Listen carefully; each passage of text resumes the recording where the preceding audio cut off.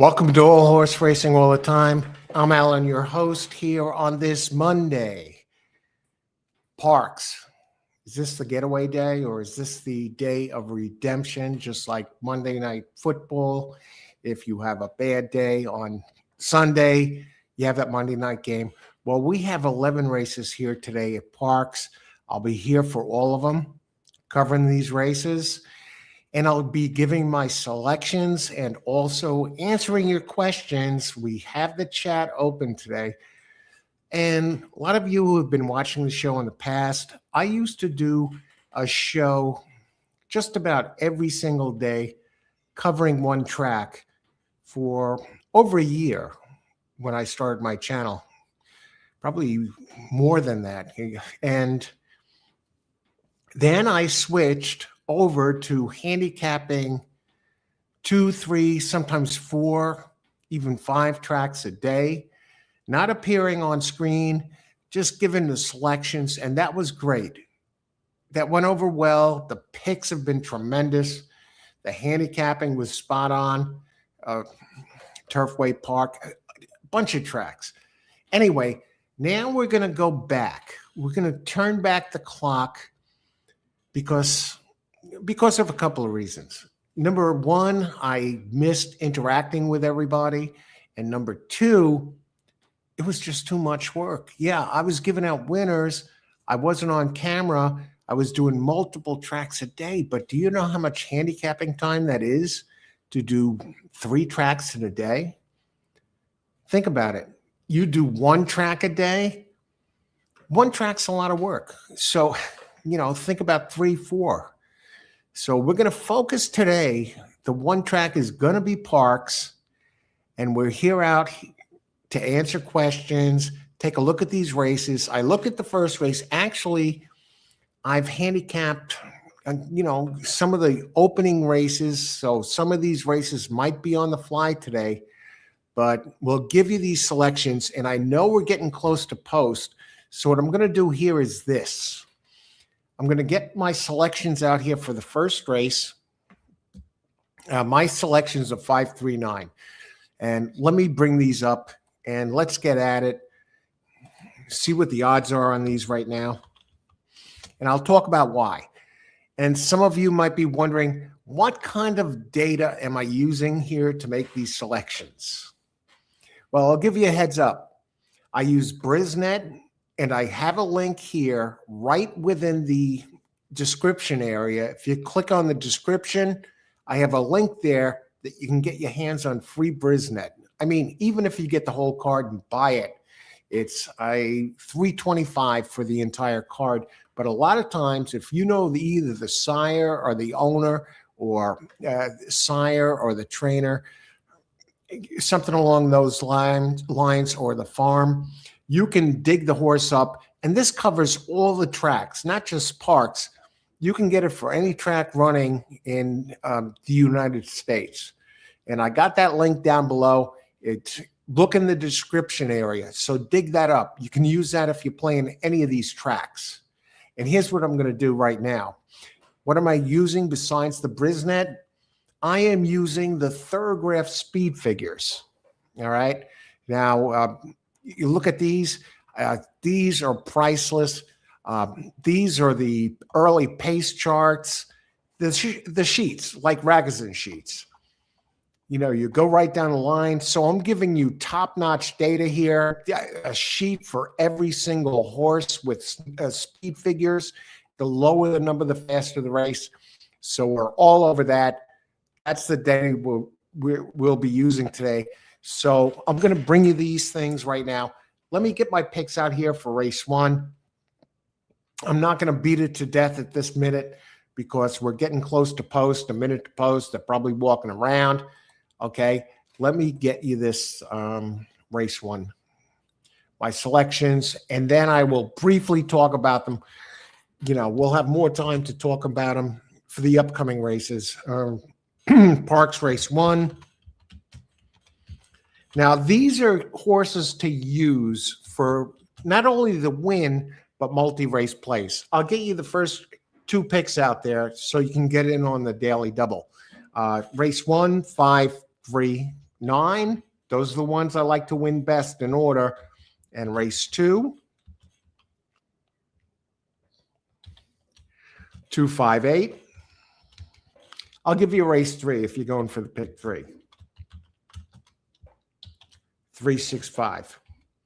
And we'll look more at this as we go along. I don't really like giving out all these picks in advance, and that's one of the other reasons I wanted to get away from my automated just selections early in the day. I want to be out here live and give you the story of what's going on.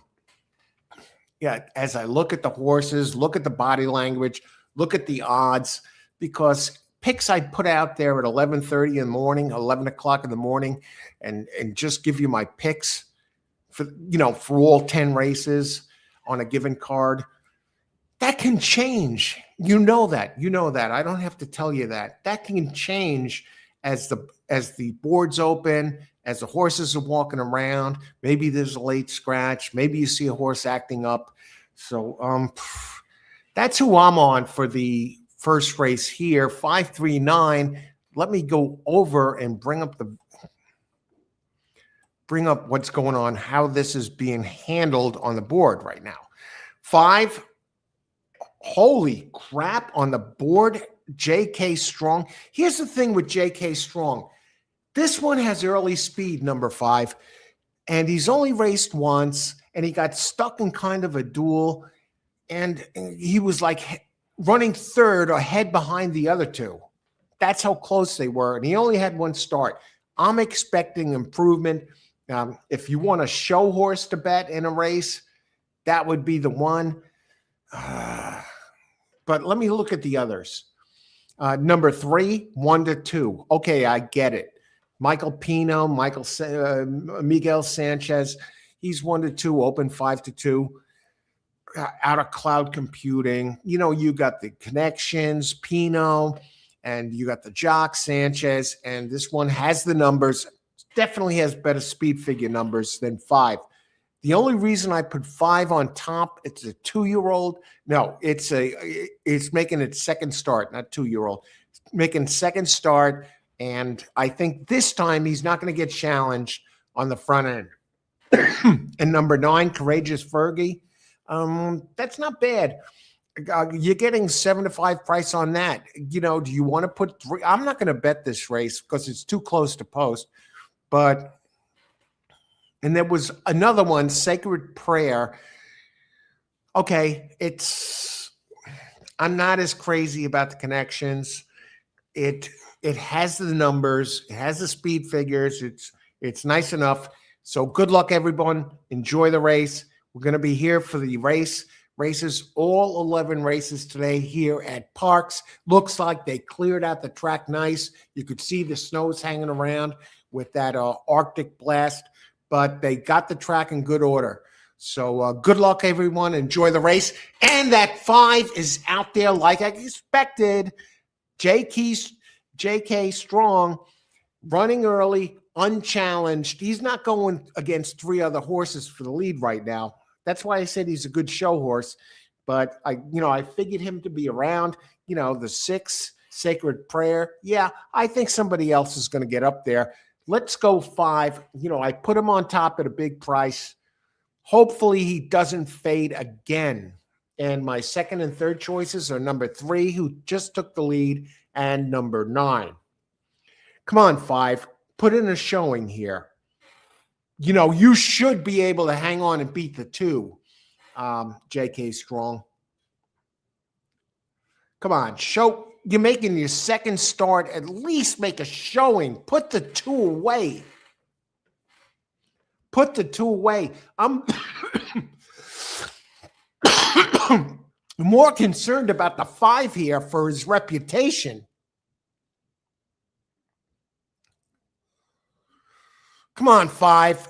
Okay, he seemed to have found a step. 2 drifts outside. 5 is hanging strong. Come on, if you have anything.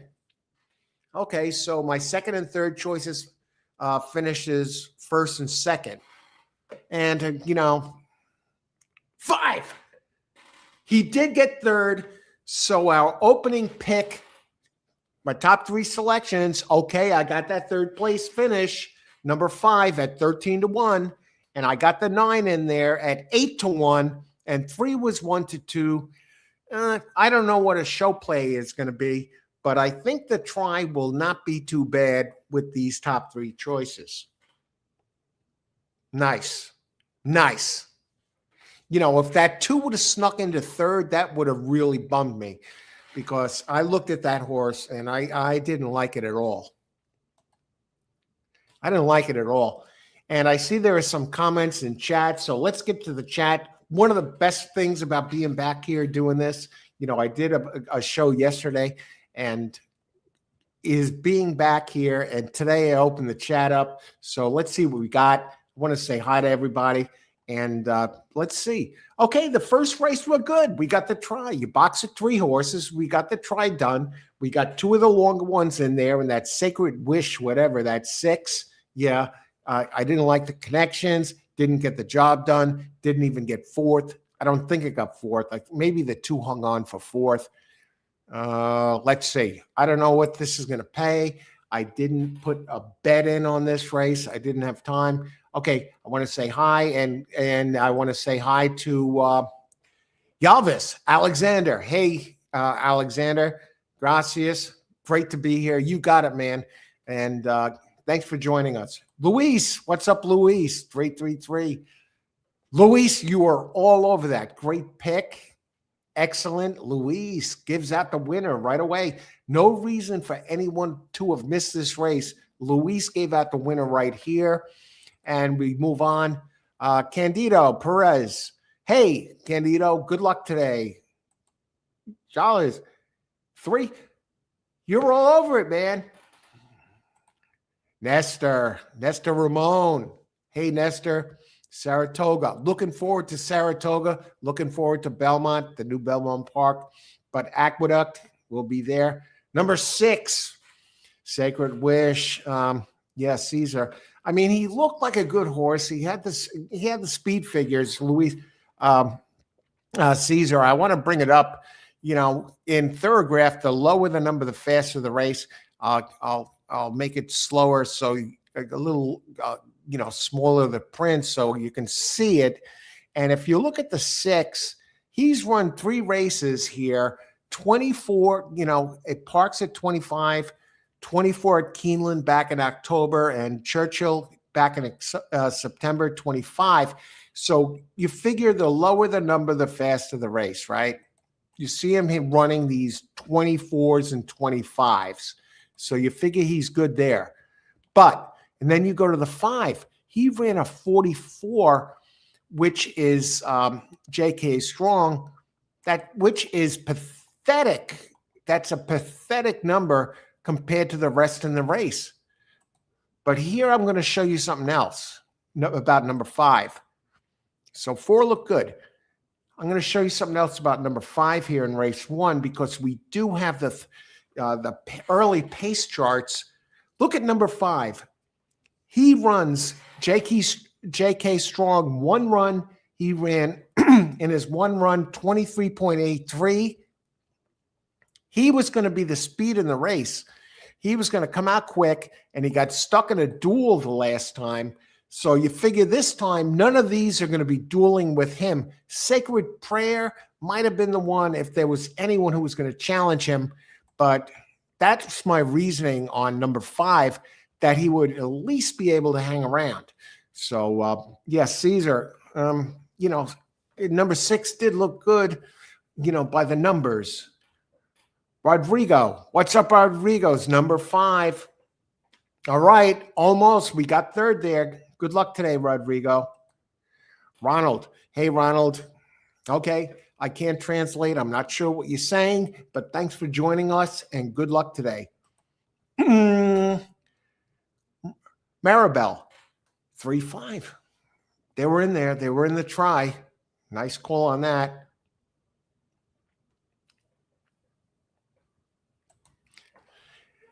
Hey, Yaksar. Okay. Anyone can translate, please do, but good luck today. Curtis. Hey, Curtis. Long time no.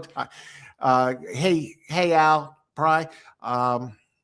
tri-key box, 3, okay, with no 9. Curtis, you were all over that 3, though. Good job. Good luck today. Who else? Jazoo, number 4. Okay, you looked for the bomb. We didn't get it. Roskar. Hey, Roskar, great job. Great call. Number 3, good luck today. Everyone is calling it, man. Everybody's all over this.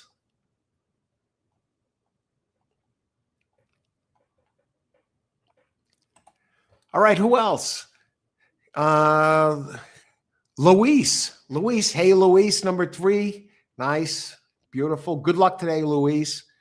Hey, Endamara. Okay, good luck today. Thanks for joining us. We're catching up here. What 1? Hey, Fanda. What 1? It was number 395. 395. And if you see my picks here, I was all over this. And you see my picks already for the second race. So we're on that. 539. I don't know what that try is going to pay. Let me see. What did that try pay? Not much with the 1 to 2 on top, but I had all 3, and you could have boxed it for 50 cents. And let's see what the payoffs were. The 3.9 exacta, 760, $1 try, 64.50. I gave it out right here. That's the best I can do, everybody. Let's stay on it. Let's get it done here. Who else?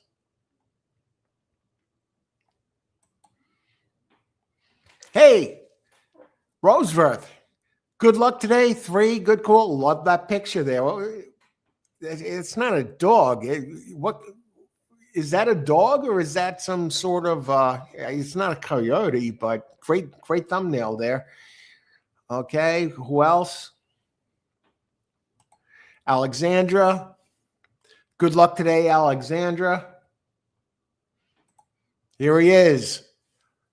Lionel. Hey, Lionel. Good luck today. Love the picture, man. Scarface. Al Pacino. Good luck today. All right. Let's see what else is going on. How are we doing with these? We'll move on to race number 2. We have 258. Those are my selections. And what I'm going to do is this. I am going to heat up. I'm having some coffee. And you can see I have the horse racing mug. If you're joining us, welcome to All Horse Racing All the Time. I'm Alan, your host, and I'm going to be bringing you more live shows. Usually I just put the streams out there and I give you my picks for multiple tracks. I rather interact with everybody, and the handicapping, putting the streams out there, that was good. I was giving out a lot of good winners, but I was handicapping 3-4 tracks a day and almost getting burnt out, and at the same time not being connected with the audience, people who want to know why I'm making these picks. They want to see me, talk about it and give out why I'm actually doing this, and that's why I'm here. So most of the time now, unless I do a couple of shows a day, and I'm not going to do that, maybe here and there on a certain day, I'll be focusing on one track, handicap one track, and be here live to answer questions and cover this track and also play the track. So stay tuned. Let your horse racing friends know. We'll be here. If you have questions about a horse, ask me. I have the data. You see, I have the Thorograph data. Top data in the racing industry. Really, Ragazin's the same thing. They used to, both guys partnered, Len Ragazin and Jerry Brown. They used to work together, and Len Ragazin created the sheets, and then Jerry Brown, they parted ways, and Jerry Brown now has Thorograph. So it's basically both of the same sheets, the same formula, and they each give the data a certain way, but you get the idea. And both of them, that's expensive data. You want to buy these sheets that I'm using or the Ragazine, you're talking 25, 30 bucks just for that. So I'm using the top racing data along with the Brisnet numbers and also with the buyer figures. So I'm coming at you with my selections using data from 3 different places. So keep that in mind. All right. And I see there are some more comments. I want to say hello to everybody here. Lightning Strikes. Hey, Lightning Strikes. Good luck today. Thanks for joining us. Amadeo. Hey, Al, salutes from Venezuela. My pick's 562. I got 258, but let me look at your, 2 and the 5. Let me take a look at your 6 here, Amadeo, while we're on this, before I heat up the coffee. Okay.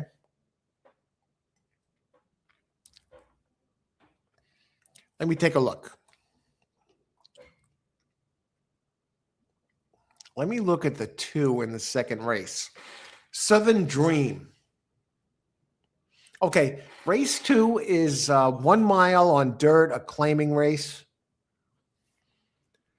Now, Southern Dream is stretching out.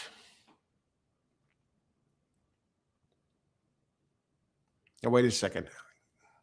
Now, I got to be looking at your 6 because we're on the other 2 the same, 5 and 2. I got 8 in there for third, but let's look at Donnelly's Hollow, a closer. Cumming does most of his running at Penn. Gets Jorge Vargas up. Let me just see how he stacks up compared to the others. Let me show you what I'm looking at here.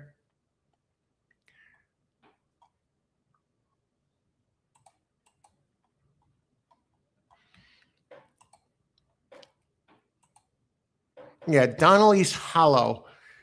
Ran at 7 furlongs, has been running at Penn. Now it gets Vargas up. Yeah, he's making his second start at Parx. So that's a good sign, Amadeo. Let me just see how his numbers stack up.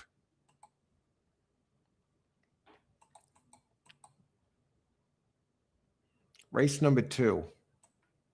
We're all over this, folks.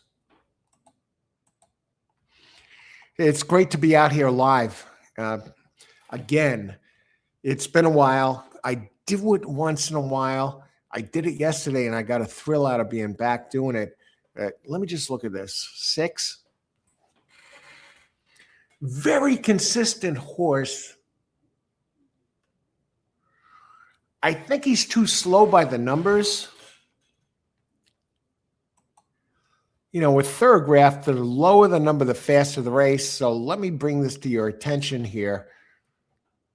He's running 16s and 17s.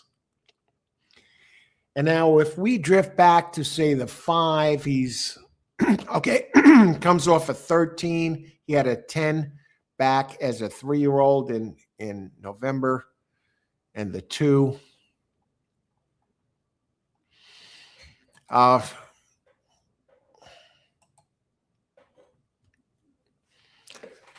I think the 2, the 5 and the 2, I'm totally with you. The 6 for second, that's going to be a reach. Not impossible, but good luck, Amadeo, and thanks for sharing your selections with us. Maribel, number 7. Okay, let's see what the Maribel number 7. Let's talk about it. How many minutes to post here, race 2? 10 minutes. Okay. Let me get this in. Let me get this 7 in for Maribel, and we'll look at this. Let's bring it up. Not that I'm pulling no punches here. 7 is certainly a contender. Union, I was looking at this horse. Yeah, has some big numbers, 12 at Aqueduct, running at a much bigger circuit, has 12s, 11, even ran at Saratoga on turf. Maribel, I think it's totally live. I can't pick them all. Oh yeah, it's the favorite right now, and I understand that it's coming from a better circuit. And let me talk about the connections there, the 7, while we're at it. Louis Linda Jr., who is 15% at Parx. And that goes back over 3,500 races. Louis Linda Jr., 15% at Parx, in the money, 44%. And now he's moving to this one has been running in top circuits, Saratoga, Aqueduct. So he's running Naira. So now he's going to Parx. Parx is a good middle of the road to slightly upper middle class track, but it's no Aqueduct, no Saratoga.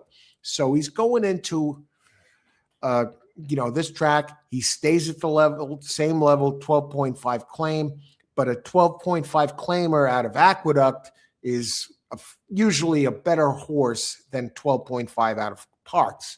So certainly a contender there, Maribel, and good luck. It wouldn't surprise me if this horse wins. I'm going against it. And the main reason is it hasn't run at Parx before that I can see. So I'm going with the horses that look good, and they have very solid numbers, just as good as this one, if not better. They have experience at Parx. Good luck, Maribel, and thanks for sharing your pick. Good luck. That 7 can certainly win. Lightning Strikes. I have been following your picks for a long time. Yeah, I'm glad you saw them, and hopefully you aren't some of those winners. Good luck today, Lightning Strikes. Thanks for sharing that, and good to see you, man. Good to have you back. Hey, Curtis. Yeah, it's great to be back. And good luck, Curtis. We got the picks here. I'll leave that up. How many minutes to post? Do I have time to heat the coffee? 7 minutes? Yeah, I have time to heat it up. So we're going to use it. We're going to, heat the coffee, get back, race 2 of 11. We got this. Let's make it happen today.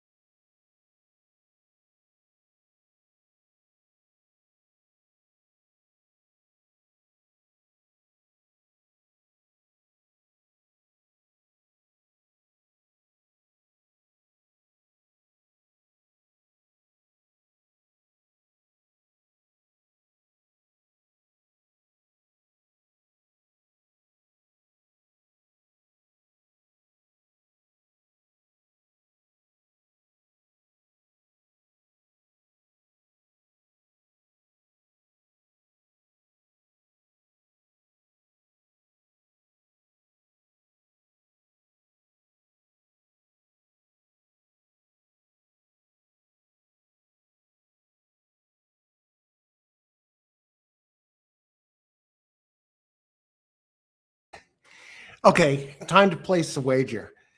Welcome to All Horse Racing All the Time. I'm Alan, your host. Race to it, Parx. We got a good one, and I'm really they're heading towards the gate, and I could see this here. That 7 is the favorite, and I want to bring this up. No, 5. Amadeo 5. Oh, look at this. I see we have some new chats. Amadeo 5. Okay. Exacta box 5. 1, 2, 3, 6, 8. Okay.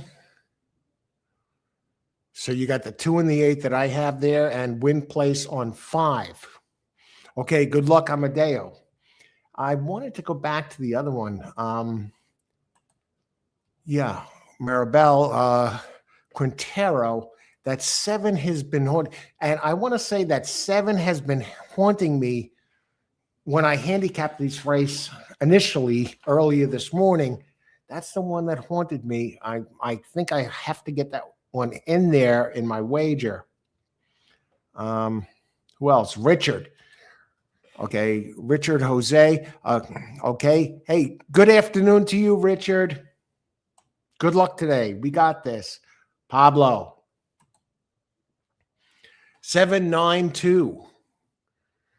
Do we have time to talk about this 9? Let me see. No, I don't. I'm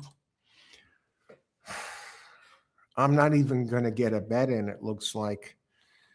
That's the thing. When you do the shows like this and you do it live, maybe I can. Let me look at the 9 here. Since I can. Who else? Curtis, I remember last February I played your pick 3s, hit 4 in a row, 7.8K at Turfway. Yeah, I think I remember that night, the best day of the year. I'm glad you were in on it, Curtis. Great job, man. It does my heart good to hear you were there and were one of them. And I think you weighed in on that afterwards, too, in a comment, or you wrote to me. Curtis, try key 3 with, 3, 2, 7, 8, 9. Okay, no 5. Okay, good luck, Curtis. I'm not going to get to bet on this, but I will get to cheer on it, and they're off. Okay, hopefully you get this done. May the best horse win, everyone. Walter, hey, number 2, Parx. That's my top choice, number 2. I think 2 is going to be tough to beat. If I was going to bet on this race, I would have keyed off the 2. Franklin. Hey, Franklin, good luck today. Beautiful picture there. Good luck, man. You got this. All right, they're off. Let's see what's going on. There's that 7. Union Express has the class, comes from Naira, Aqueduct, Saratoga. The 3 is there. Wow. Authentic Kingdom, 8-1. And I know one of you is keying off that 3, and the 1's there. Where are the others? Where's the 2? I expect the 2 to get moving. I would have probably keyed number 2 with 5, 8, and 7. So let's see what happens. But the 3, somebody has this 3, and I don't have a bet in on this race. Why is the 3 going wide? All right,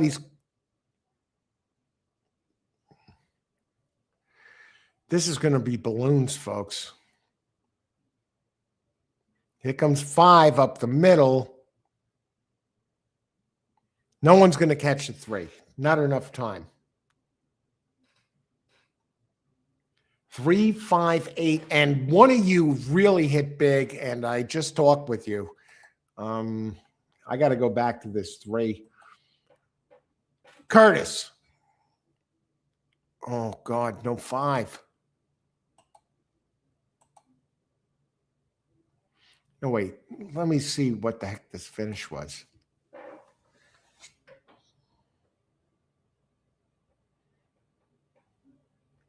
Maybe the 8 got there? I hope so, for Curtis.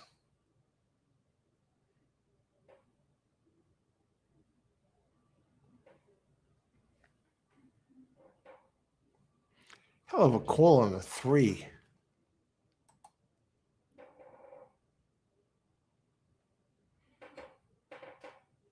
Who else? Transmission Parx. Hey, Ricardo. Transmission from Parx. I don't know. Does anyone have the video for Parx? You know, I don't have the rights to show the video. So, but I can call the race and let you know what's happening. But anyone, if you have the transmission from Parx, you know, check it out for Ricardo. Yeah, I'll take a look if I have a minute. Okay, who else?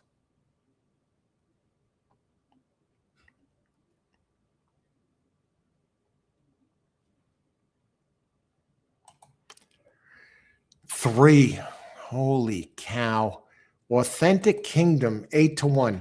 I think it's, you know, I'm going to have to bring up Authentic Kingdom and from the data. Now bring that up.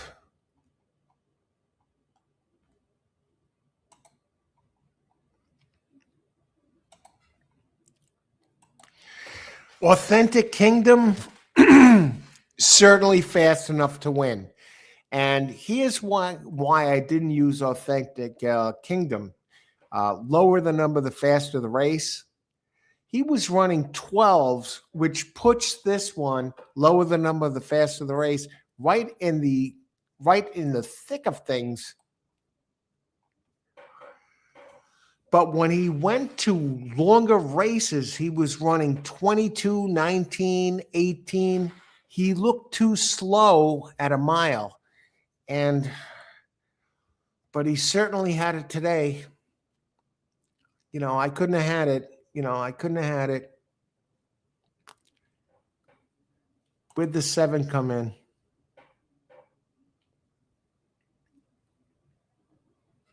Five. I mean, yeah, sure. 5 was my second choice. I want to see what the actual finishing order in this race was.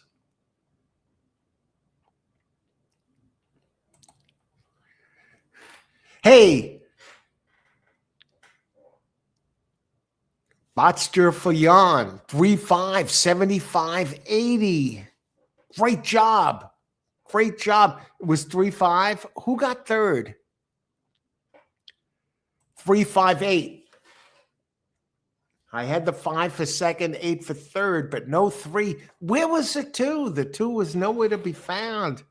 You know, I totally whiffed on that one. That was my top choice. But we're going to get the next one.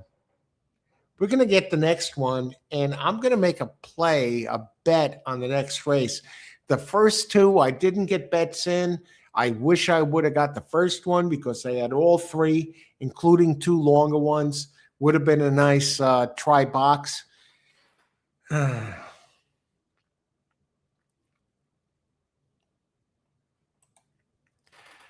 Hey, Kanaka. Thanks for joining us. Results. Thanks for Botcher Fillon. 3-5-8-1. All over it. The 1. How'd the 1 get in there? So there's your results, Kanaka. Good luck today. Thanks for joining us. Number 8, Botcher Fillon. Nice to get that 8 in there.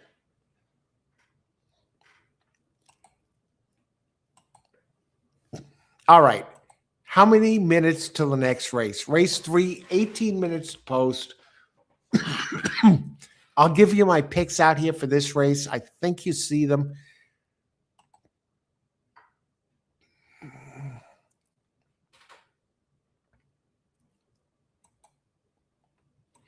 And what I'm going to do is add my picks for the next 2. I'll, go to race 3.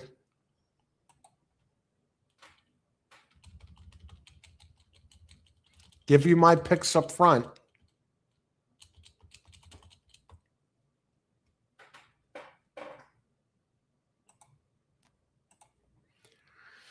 All right.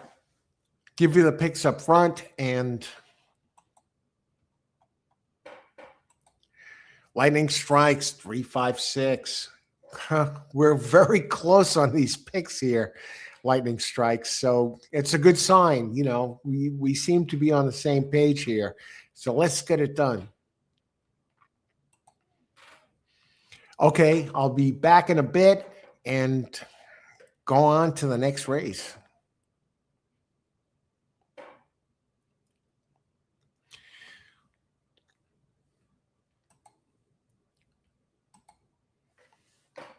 Now, let's see, 17 minutes to post. I'll give you some updates here. The three sitting on the board at 2-1, breeze through time.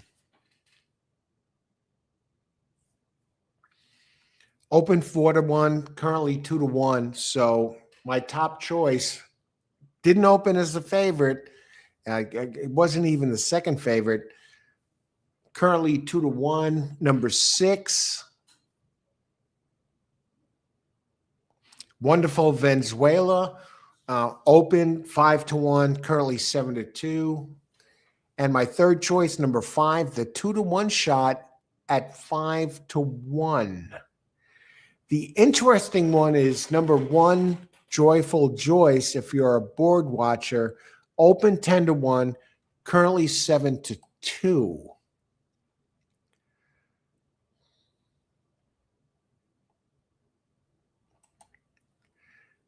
Dog tags. Hey, how's it going, dog tags? Good luck today.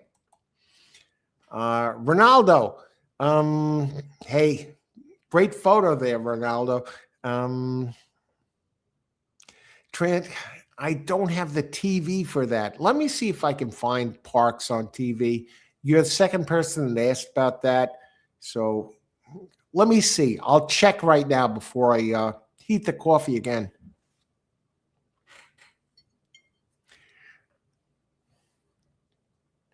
Today's coffee, Tim's Hortons. It's Canada's favorite coffee. And the first time I had it was on a cruise in 2010 and stopped at a port in Halifax. And I had this coffee. It was great. And then I saw last year that it was on, they sold it. You can get the beans and you can grind them on Amazon, and it's tremendous. What would I say Tim Hortons is like? I think it's like a stronger and fuller version of Dunkin' Donuts. Very smooth, though. Check it out, Tim Hortons. And their, catchphrase is, Canada's favorite coffee. And they have some around here, in the New York City area, Staten Island, Brooklyn, maybe some in Queens, maybe on Long Island. They have Tim Hortons places you can stop, just like at Dunkin' Donuts, and it's great. Let me see if I can get you that, Ronaldo. See if there's video for Parx.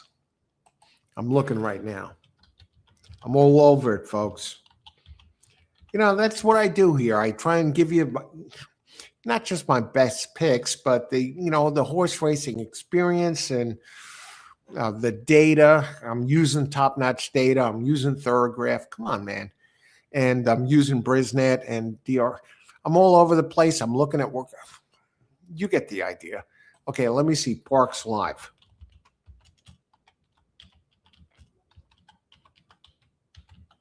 And I'll post the link if I can find it.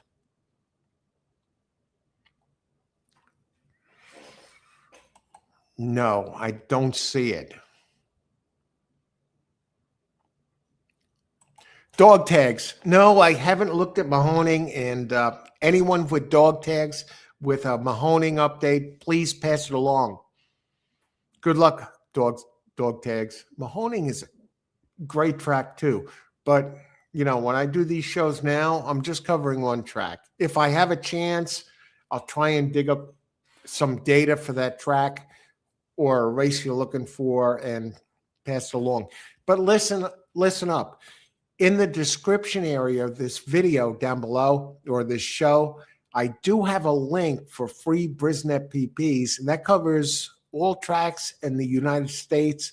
If you know thoroughbred, if you know the trainer, either the trainer or the sire of the horse, you can get the PPs for that track. So I provide you a link for that to get free Brisnet PPs. So that's worth your weight in gold, because otherwise you'd be spending $325 for a race card for these Brisnet PPs.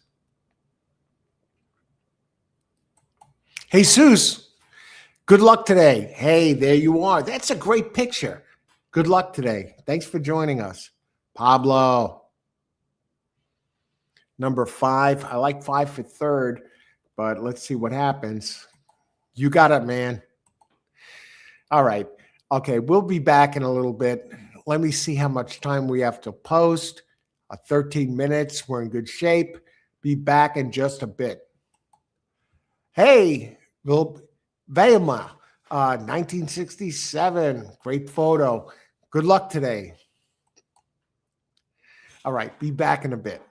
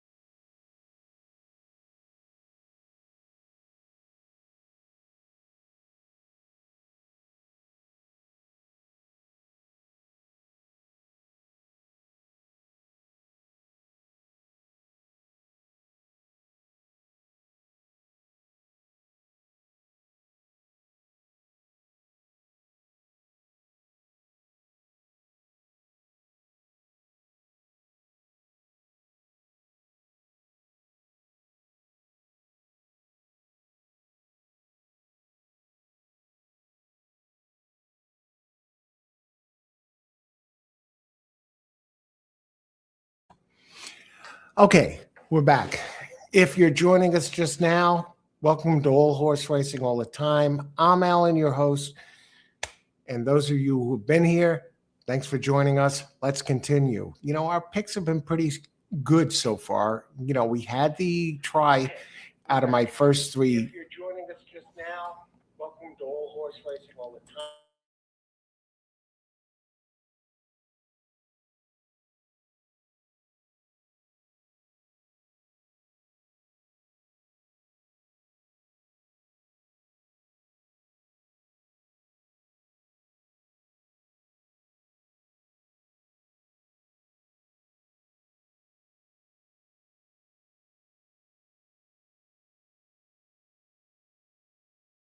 We had a little reverb there, but we're okay now. Okay, how many minutes to post? I'm on 365, 0 minutes to post.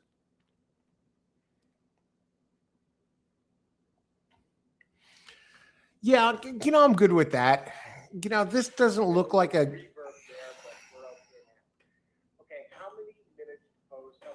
Oh, I see what's going on. It's coming from my phone.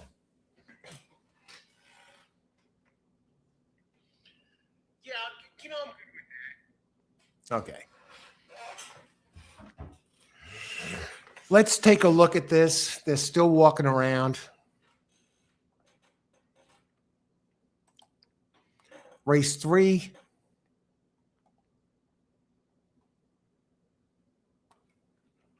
Just want to look at the pace setup.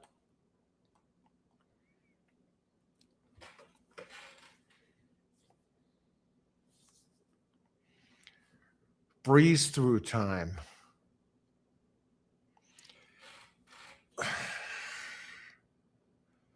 The 4 scares me a bit. I'll get to the chat, but I got to do this now while, 4.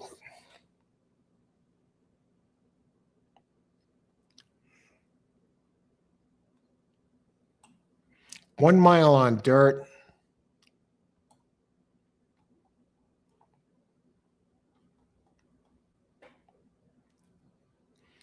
I didn't like, 7 PRC number 4 looks like the pace has decent numbers, but they're on synthetic. And what happened? He finished 7th, 29 and change back. So I'll focus on my others. Breeze through time. You got Andy Hernandez, 19% jock up on top. It's a 12.5K race, stays at the same level, very consistent. I mean, everything works off that one. And we drop down to number 6.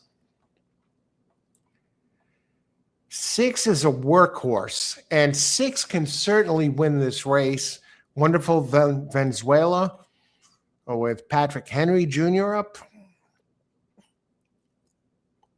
Low percentage trainer, only 7% at Parx, but they're running this horse into the ground. Holy cow. Did a lot of running at Tampa. And we'll go to the 5. 5. I mean, West Side Diva, Angel Cordero up 10% jock here at Parx. I don't think this is a big moneymaker. The one that interests me, this is not a good betting race. I don't see this as a very good betting race. 365, those are my picks. Let's see what happens. I have no bet in. And it'll be interesting to see if number 4 does anything. Was the pace, did his best running on synthetic. But there goes 5. I expect the 3 to come. And 6 should be around as well. I'm comfortable with my picks, and I think that has a good shot to get the try done if you box them. Let's see if the 2, JJ Zahner, is around, but I didn't see that one by the numbers as being around at the finish. We'll see. Okay, 5 leading the way. 5, my third choice, and 3 and 6. 6 is nowhere to be found, which is really surprising.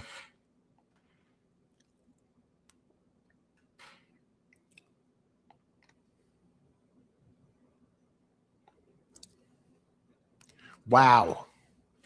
I'm just looking at that 6. Something must be wrong with the horse. That's the workhorse, that wonder something.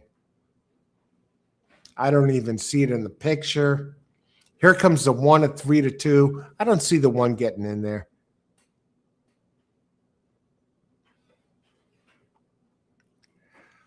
All right, so at least we got the exact the try out of this. You know, we have I had 3 on top, 5 for third, but 5 gets it done. 3 second. Is 6 there? No. All right, for you exacta box players, you made a little something. 5 a 3 to 1 over a 5 to 2. Do you get your money back? Let's look at the tote boards. Exacta, 5-3. Well, if you bet a 3-horse box for $1, you almost double your money. You bet 6 and you get back 11 and change. Okay, so we're still kind of on here.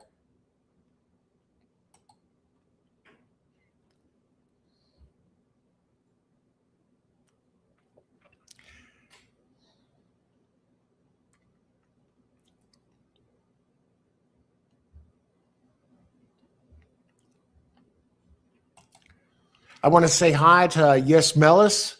Good luck today. Best of luck. Thanks for joining us. Telegram. Perla Benoit. Good luck today. Curtis. Try box 5 with 3-1. Okay, you got that done, Curtis. You got the 1 in there.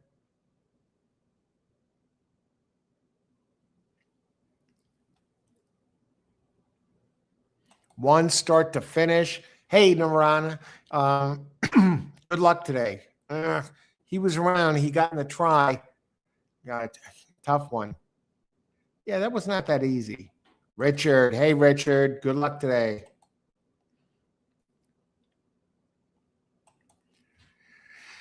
Levis Solano. Parx. Good luck today. Thanks for joining us. Number 5. Hey, Maribel. Great call. Got it done. 5-3-1-4. You're all over it.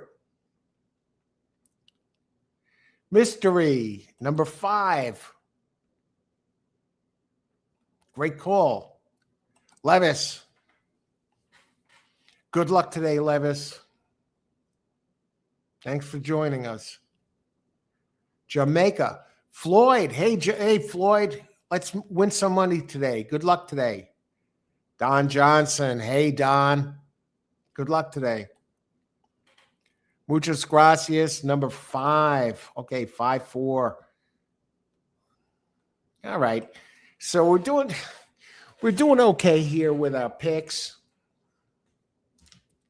Doing pretty good. We got the exact out of our 3 horses. We got the try if you box them in the first. The second, I'd have to look back on. What was the finishing order of the second race? 3-5. Yeah, I didn't have the 3. I had the second and third place finishers, but yeah, that 3 Authentic Kingdom in the second here at Parx paid $18.60. So that was kind of a tough one, a sneaky one, and I couldn't have had it. You know, I looked at the horses and I just didn't like that horse. Okay. Now we move on to race 4. 6-horse race. 20 minutes to post.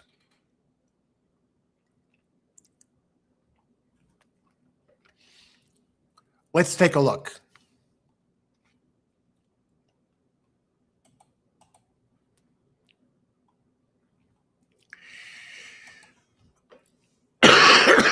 Excuse me.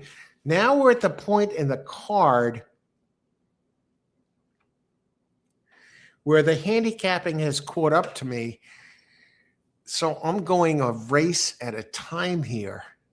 I had the first three in the books, and we're going to be using the Thorograph and the Brisnet and take these races as they come.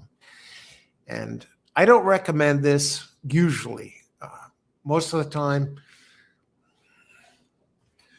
I have the opportunity to handicap the races early in the morning, and I get started with these races at about 5 o'clock or something. I was covering 3 tracks a day, sometimes 4, and so I'd get started early and have the handicapping done, and then when the changes, the scratches came out, make the adjustments from there, and just post them out there online and let them stream. My selections, they go across the bottom of the screen. But right now, we're not doing that. And I don't plan on doing that going forward. Handicap 3-4 cards at a time is really rough. Try it sometime. Look them over, and then put your selections out there for all to see. And I did good with that. But I'd rather be out here interacting and focus on one track.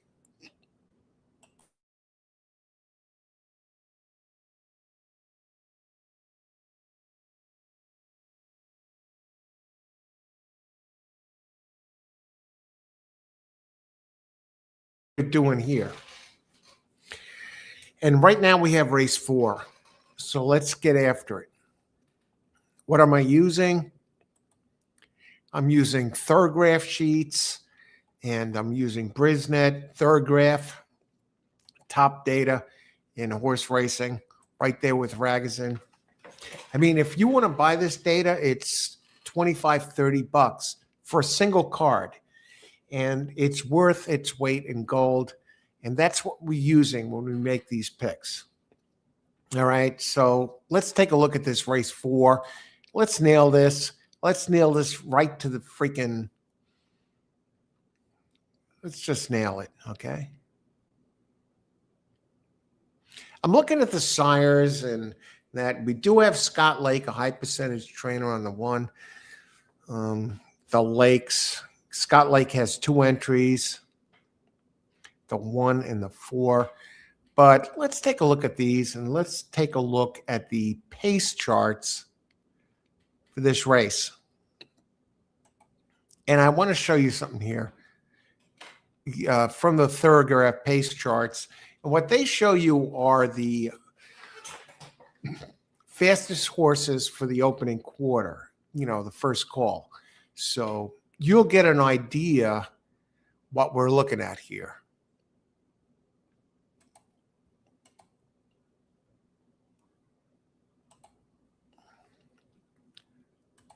And if you look at this, number 6 really looks like the early pace in this race. You see the bar going across the screen right there on the bottom. You see what I'm looking at. And now we're going to go look at the actual numbers. And there's only 6 horses in this race. So let's take it for a little further. We have Scott Lake, of course, in there with 2 horses.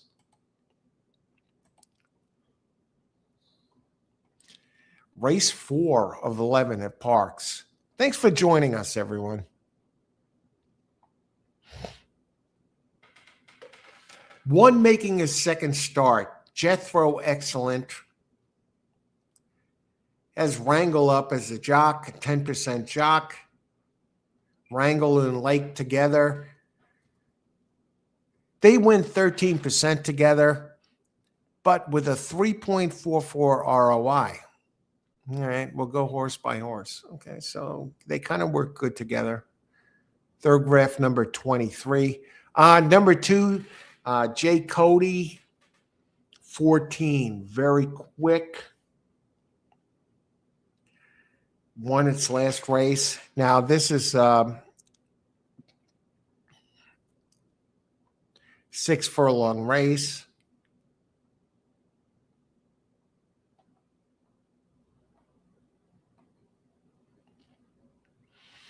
Now, number 6 is a first-time gelding. Very solid numbers. Is coming back quick. Ran February 3rd, so, well, 13 days ago for Hugo Padilla. But when he brings the horse back, this, between 11 and 29 days, he does win 14%. But the 6 is the speed of the race. Did win the last race by 5 lengths.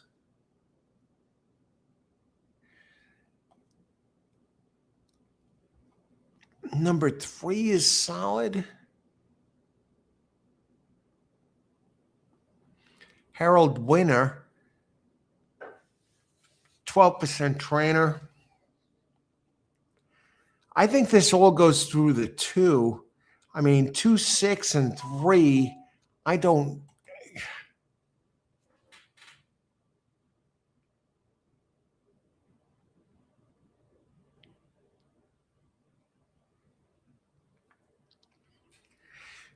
What works off the 2 here? Let me go look back at the early pace of this.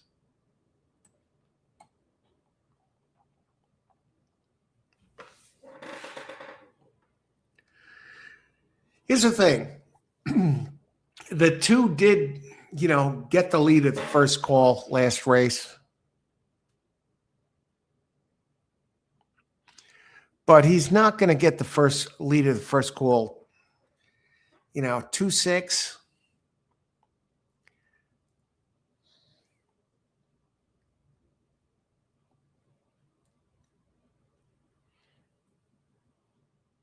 I'm thinking 3 is going to take this. Grand Felino. Either 2 or 3. I mean, unless 6 wires the field. And 6 can certainly wire the field. What do you think of this? Let me bring this up.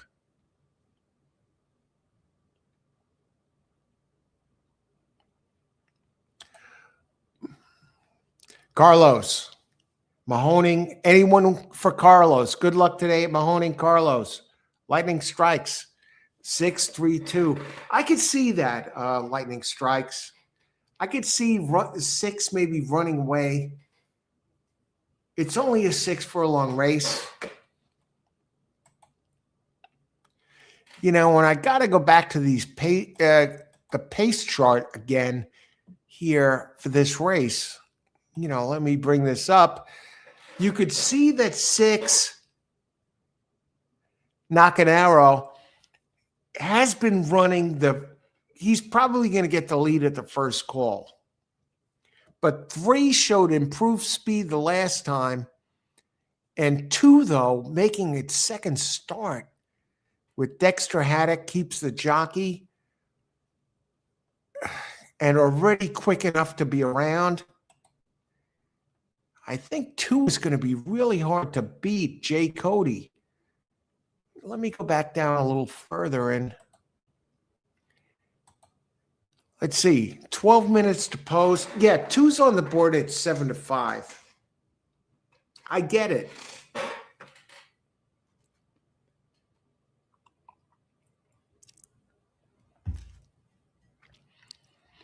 I'm thinking the horse to spin off is number 3, Grand Felino.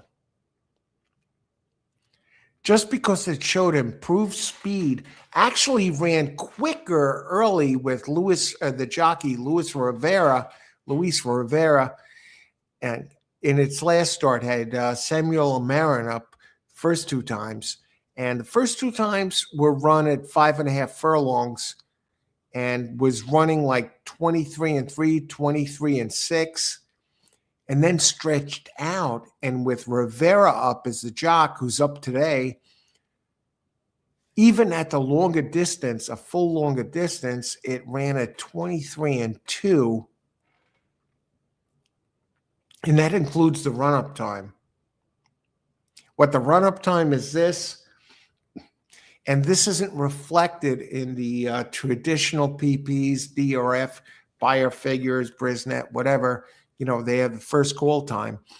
And the first call, how they come up with the time with the first call is this. The horses come out of the starting gate. They start running. They don't come up with that first call time by just out of the starting gate to, the first call.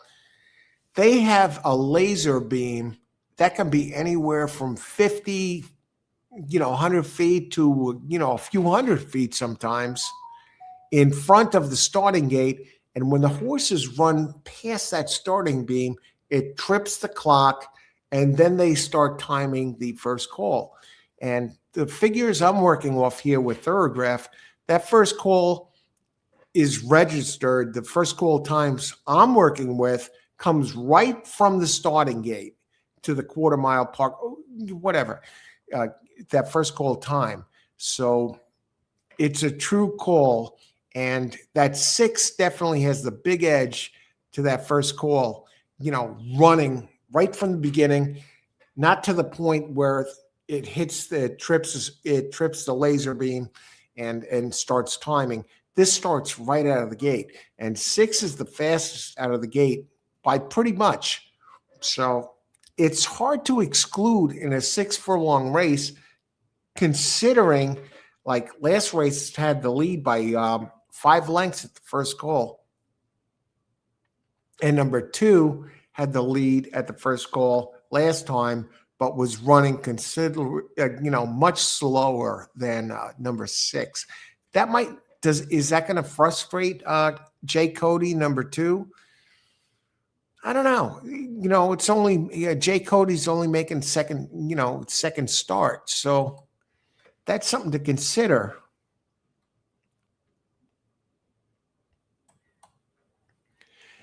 Dave G. Hi, Alan and all. Good luck today. Good luck today, Dave G. You got this. Good to see you. Curtis, try 2 with 3, 4, 5, 6. That 2 is hard to bet against. Good luck, Curtis. Pedro, 2, 4 exacta. Let's look at the 4 for a second, Pedro, while you're up here. Good luck today, Pedro. Thanks for weighing in. And thanks for everyone who weighs in with your picks. Number 4 is Gavone. 4 starts. Now, Gavone really showed excellent early speed in its last race. Much improved at number 4 from anything he's done before. 22.86 for the official first call time, including from the gate, not the laser beam. And that was 7 furlongs. And now turning back. Now, if this one turns up the gas, and this one doesn't really, number 4 comes out of a stakes race. So we're going to give a little extra attention to this number 4 here in this race.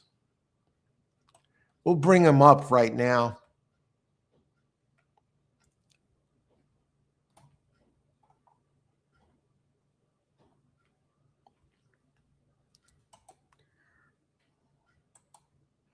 Now you can see his numbers. He's getting a first-time Lasix, making first start as a 3-year-old for Scott Lake.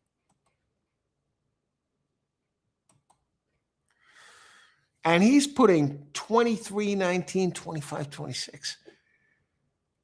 Now, in Thoroughgraph, the lower the number, the faster the race. So his best race so far is a 19, and he did win that race. Maiden claim 25, 19. Now, considering the lower the number, the faster the race, and as fast as is 19, and each point is worth lengths. Number 3 is run already a 16 and a 19. And if you go to number 2, Jay Cody has run a 14. I mean, you see that on the screen there.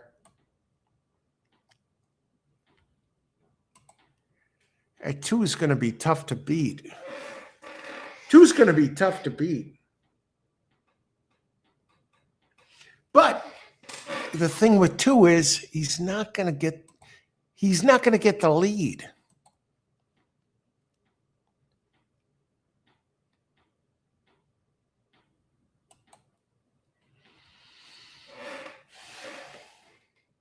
What's my play here?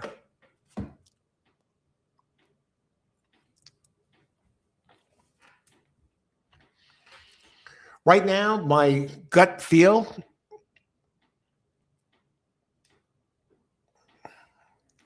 two, three, six. It's going to come out of that. And I don't know what that's going to pay, but I can talk about it.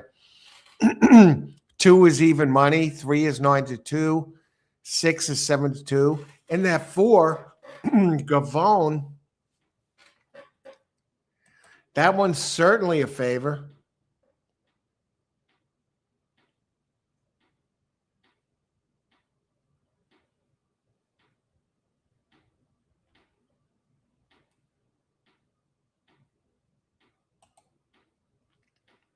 Yeah, Pedro, that 4. That 4 is dangerous. Who is that? Val Kilmer from one of those Top Gun movies or something, talking about Tom Cruise. He's dangerous. A 2-4 exacta, what's that going to pay? 2-4, 8-1, pays $9 for a buck. 4-2, 18. And the thing with 4 is he showed better early speed last race, and he's turning back today, but he ran it on a wet track. But the track got to be wet at Parx.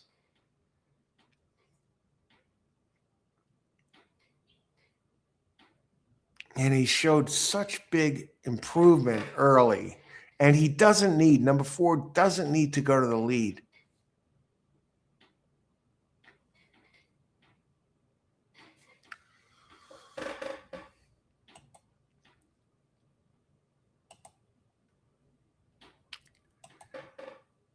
This is let's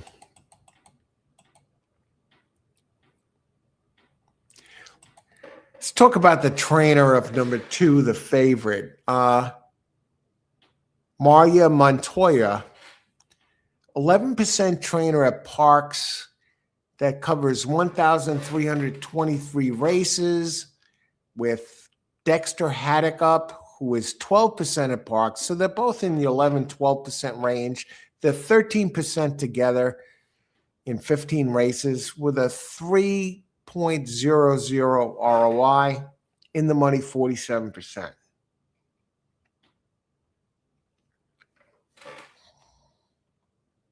Never raced at 2, making second start as a 3-year-old, first race maiden claim, $25K. Let's go to number 4.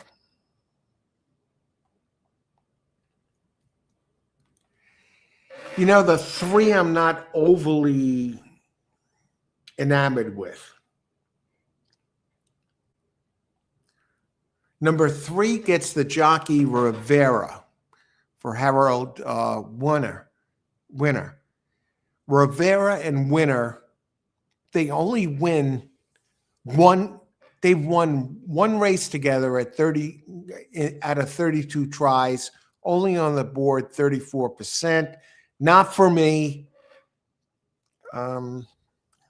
So I'm taking 3 out of the win picture. Number 4 just looks slower than the others. You're banking on early speed and the reputation of Scott Lake. 14% at Parx out of 5,601 races. Last 2 races on a wet track. It's first-time Lasix. First-time Lasix for Scott Lake. He's 12% out of 82 races. Gets Melvis Gonzalez up. Let me go down to 6. 5 looks too slow. I'm gonna go 2-6 box. And what will that pay?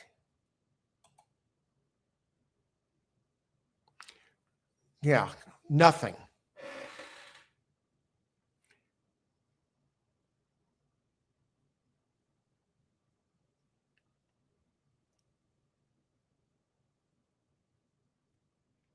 I think there's going to be a lot of speed involved.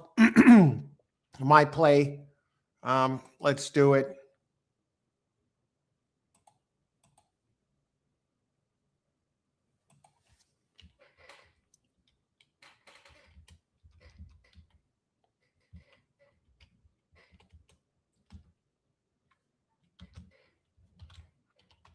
It's not going to pay much.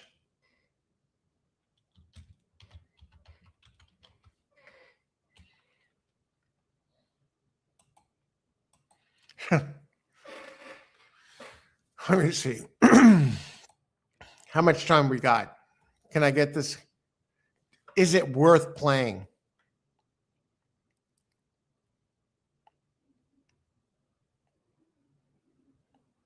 Two six straight. Yeah. Not a good betting race for me, but I think it's a 2-6 straight exacta here. That's my call. I'm not going to just throw it in. This is not the type of race where I'm looking for a race with a bigger field and something to exploit, and there's really nothing to exploit here. 2 is the fastest horse. The only thing that can hurt the 2 is if he's frustrated by the 6's early speed. I think 6 is going to show the speed, but I think 3 and 4 are going to show a little bit more early speed than the last time. Maybe the 4 haunts the 6 a bit, but I don't think so. The 6 is a front runner. And the thing is, I think the 2 is going to hunt them down. There goes 6. No surprises. 4 showed nothing. Total pretender. But it's early. We still got a lot of racing to do. I expect the 2 to run down the 6.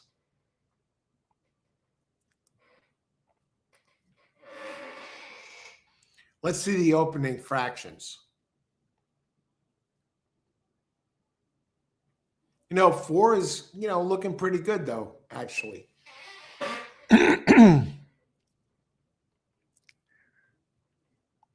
2's coming over after the 6. Okay. The 4 might get in there. Let's see if the 6 holds on. 4 runs real wide. Now, the 4's coming after the 2 now.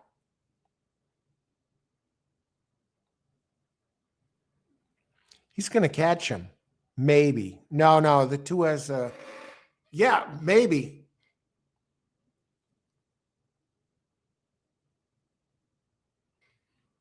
Two, 4, 3. Yeah, there's a 3. Okay, had the winner. I didn't bet. I told you I wasn't betting. And the 6, folded like a tent. Nice call on the 2. I mean on the 4. Let me look this up. Let's get to the comments here. I want to get back to some of you who talked. I know at least one of you did on that 4.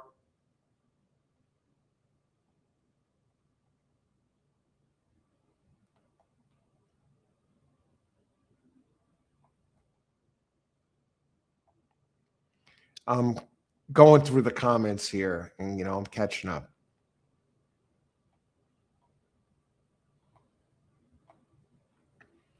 Floyd, did I say hi to you? Yes, I did. Okay, hope you had that.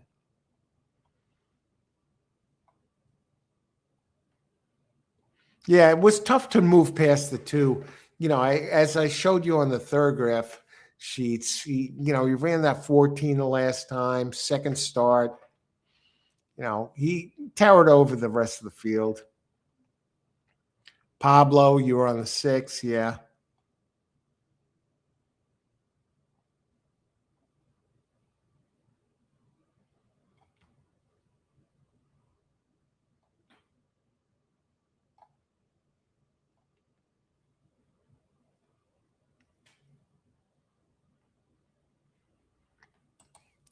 Hey, Prince, good luck today. 2-4 here in race 4 at Parx. Hey, Sharif, 2-4, good luck today. Did 6 win? No, he fell apart. He fell apart.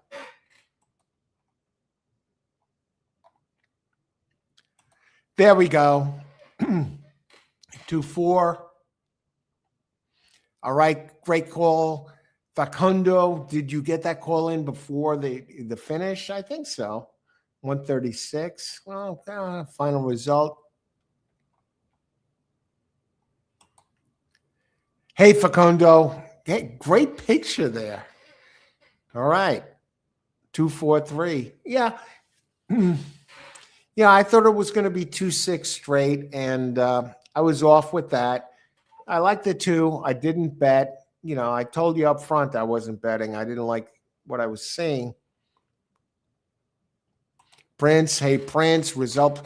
Yeah, 2-4, Prince. Good luck, Prince. Let's get it done today. 4. Alvaro, that 4 really impressed me. It hung around and did get second. But that 2, that was something that was, it looked pretty good there. Pedro. Great call, Pedro. There is no excuse for anyone not to have hit this race. Pedro gave this out about 10 minutes before the race started, 5 minutes, something like that. Well in advance. Pedro, great call. Thanks for joining and sharing your winning pick with us.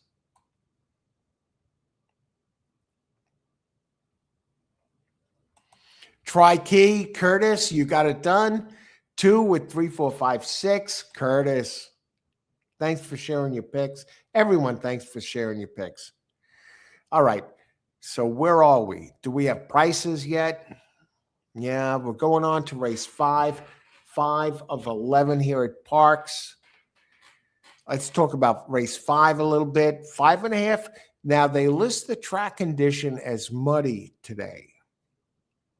So you got to look for those mudders, the ones that, and that affects the pace too. There are some horses that on dirt, they don't run very fast early, but on a wet track, they have explosive early speed. Some of them like that. In the mud, especially the horses that have bigger hoofs, sometimes even the turf horses, they have bigger hoofs usually than the dirt horses. Grips the grass. And in the mud, a horse with a bigger hoof will, get better traction. So watch out for those horses on a wet track and the track conditions always.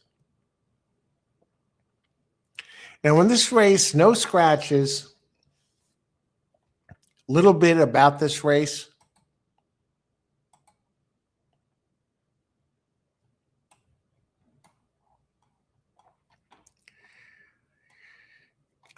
It's going to be kind of a cavalry charge. We have a couple that like to go to the front. Number 4, Girl Dynamite, and number 5, Hope for Greatness.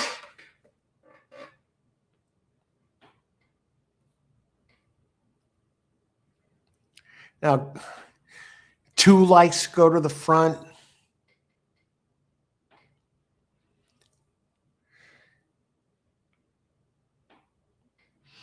I'm looking at the pace charts here for race 5, early pace leaders, and I'm seeing this.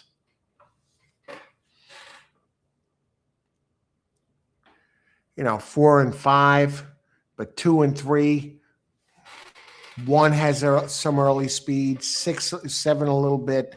Number 6, Brooklyn Heights, is more the closer in this race.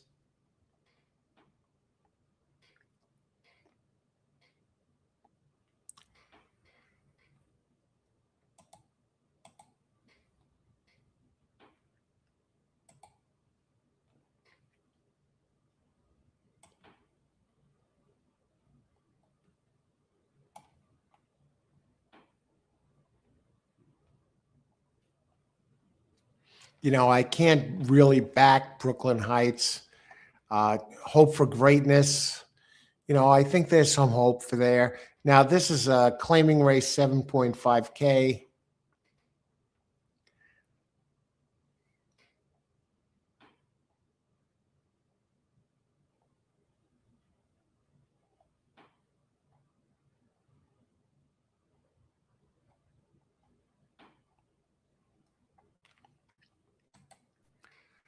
My early choices here are 3 and 4.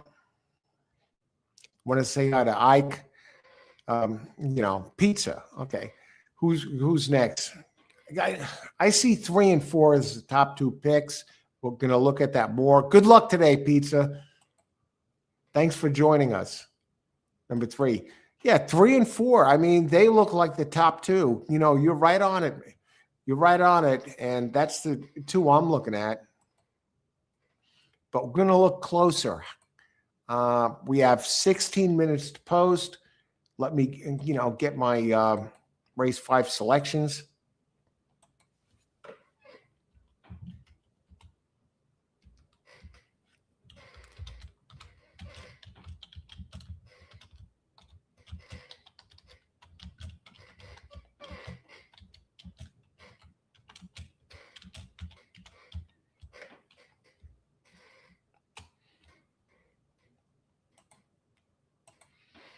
Okay, we'll be back in a few, and let's make it happen here.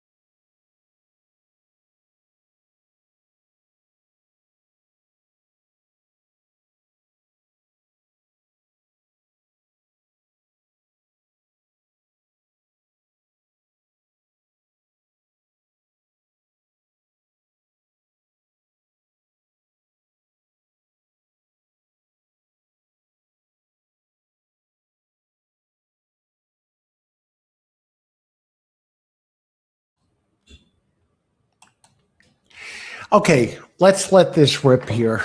Let's go. Time for action. They're still walking around in the paddock area. 4 minutes to post. 3 and 4. I mean, Girl Dynamite.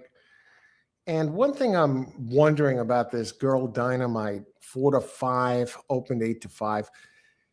You know, it has a great name. Sometimes people just bet the names with these horses.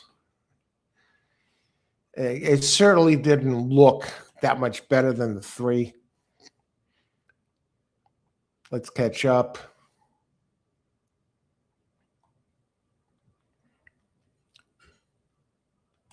Facundo Munoz, 4-3.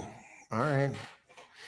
And Munoz, here are the payouts right now for 4-3 exacta.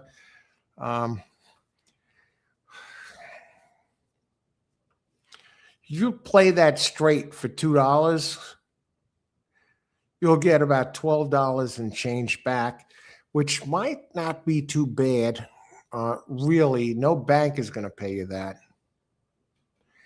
3-4 pays you about $20 or so. Good luck, Munoz. You got this, man.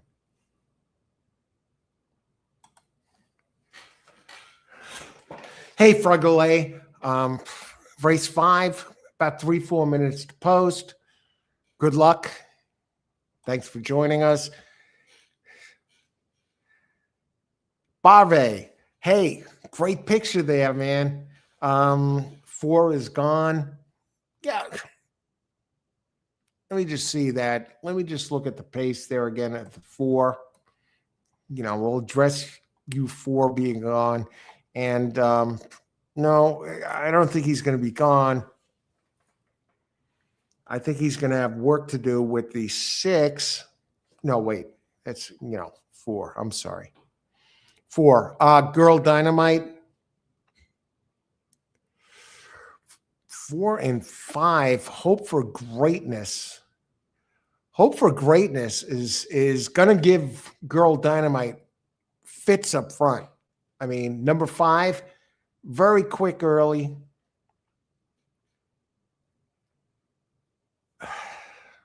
5.5 furlongs.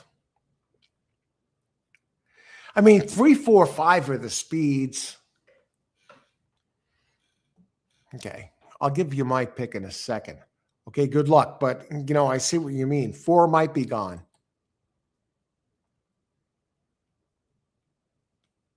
Azru. All right, good luck today. 5. Yeah, Facundo. 5 might be there. Pablo, 4.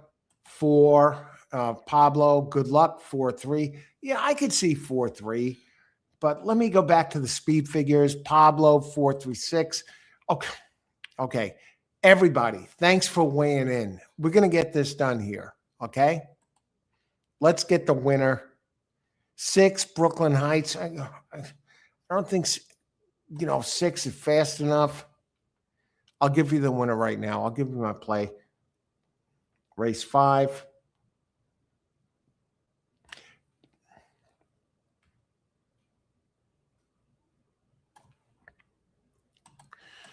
I'm using the Brisnet and the Thorograph sheets.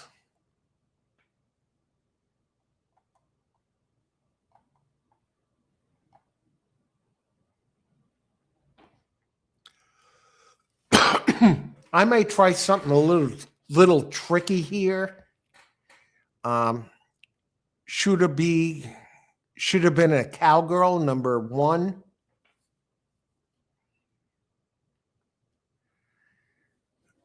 That horse might be quick enough to just do something here.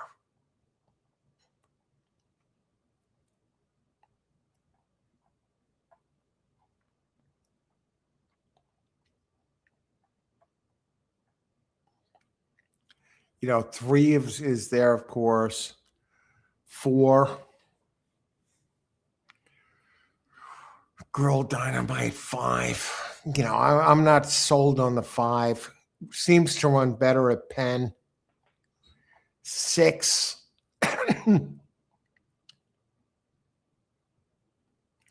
Rose of Sharon, number 7. Let me look at number 1 here.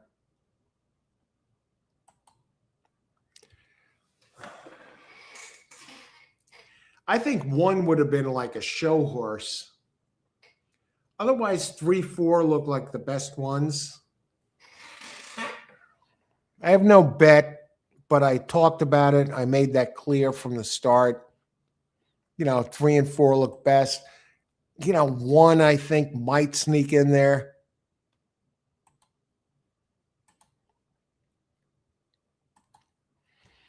Okay, yeah, 4, Girl Dynamite. Those you thought this one was going to be running away, there it is.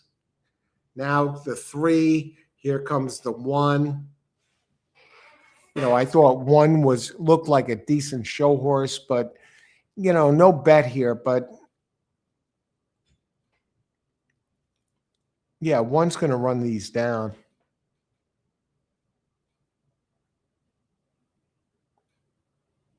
Yeah, there he goes. Wow.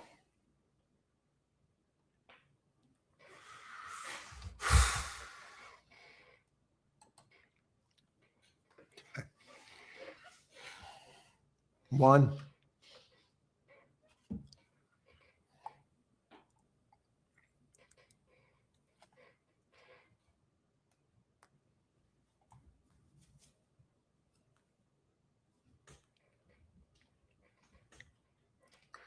And the 7 that came in third, Rose of Sharon.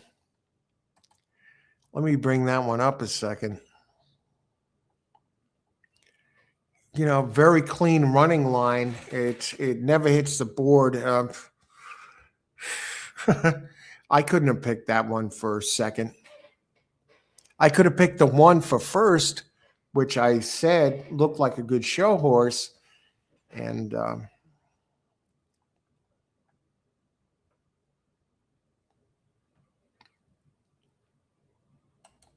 Floyd, 317. Very close. I think the 3 did get third, Floyd. Hang on. 4. Beautiful, Floyd.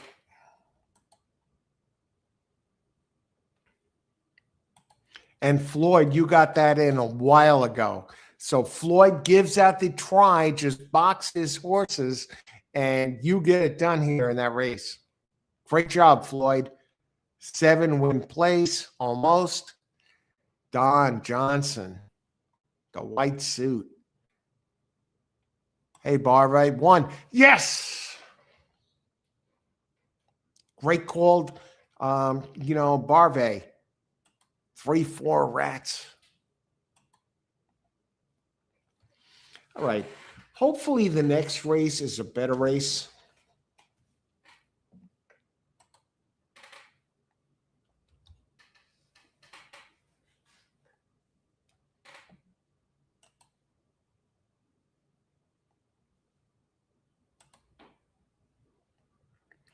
We'll see how that goes. More to come. Race 6 coming up. Race 6. 6 is the exact halfway point on this card. We have 11 races. So the first 5 are done. 6 is the middle race. And then we have 5 more to go. And here's the deal with this. Race 6, we do have a scratch. Quetzal Island is scratch number 5, 6-1 shot. So we only have 6 entries in the next race, 7 furlongs. The track is muddy at Parx. We'll take a look at that.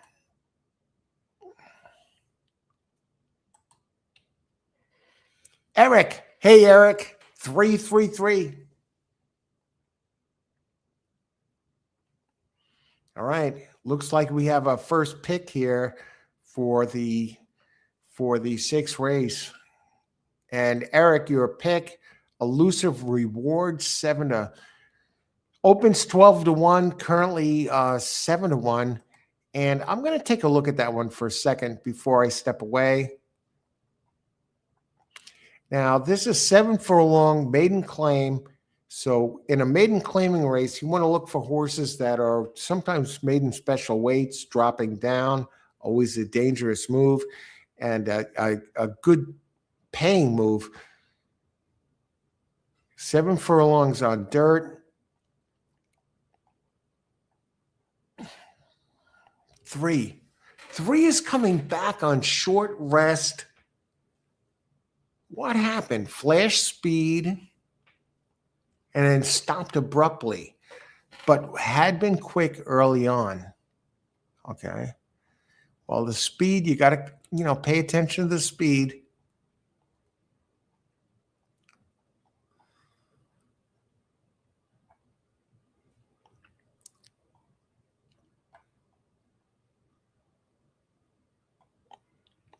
Lucky Capo 7 looks pretty good.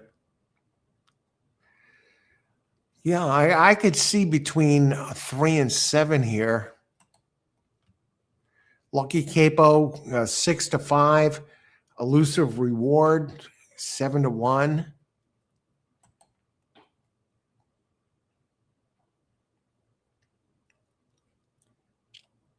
And what I do want to show you before I step away for a second is Eric's number 3 here. This is the Thorograph sheet.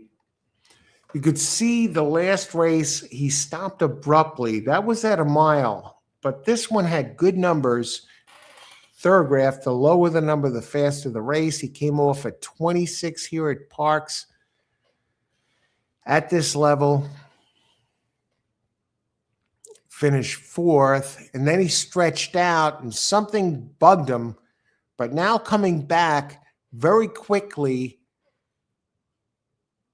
2 weeks to the day later for Bobby Ann Hawthorne. When she brings the horses back at this point, between 11 and 29 days, she's 10%. Does have Andy Hernandez up, 19% jock. And hey, maybe the horse didn't like the track, but even stopped abruptly, that was a pretty good effort. And now it's only 7, so turning back. So, has to be respected at a price. Thanks, Eric, for sharing that. I think this one is definitely live.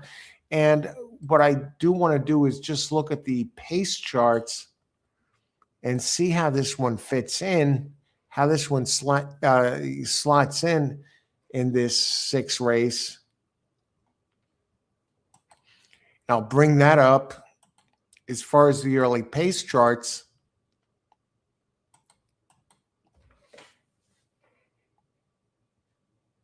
Yeah, 3 will probably be leading. I think you might have something here, Eric. It's definitely fits into the pace. I could see the 3 maybe leading and turning back.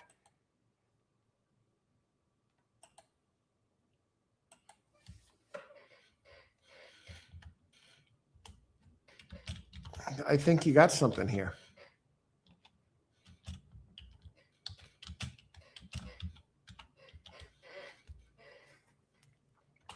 So with that, I'm going to be right back. 3 and 7. The 7 looks tough. 3, 6-1.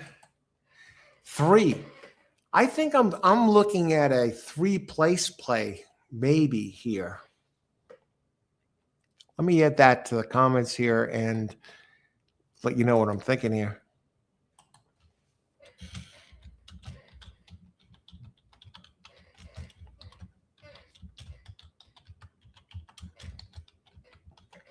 I like the early speed. I like the turn back. Eric, that looks like a damn good horse. One to keep in mind, you're getting a price now. The 3 is at 6-1, open 12-1. It's going to be a good race. Be back in a bit.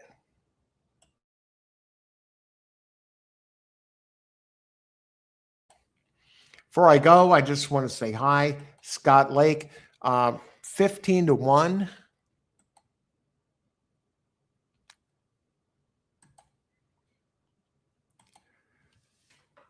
Mahoning Valley. Anyone with Mahoning Valley results, please post for Ripon. Good luck, Ripon. Hope you got it, Mahoning. Great track. Race 6, box 137. Again, Floyd coming off the big pick. Go get him, Floyd.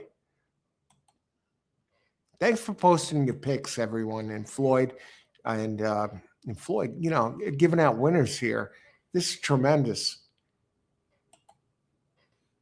Solano. Okay, good luck, Solano. Thanks for weighing in. Good luck today. Be right back, everyone.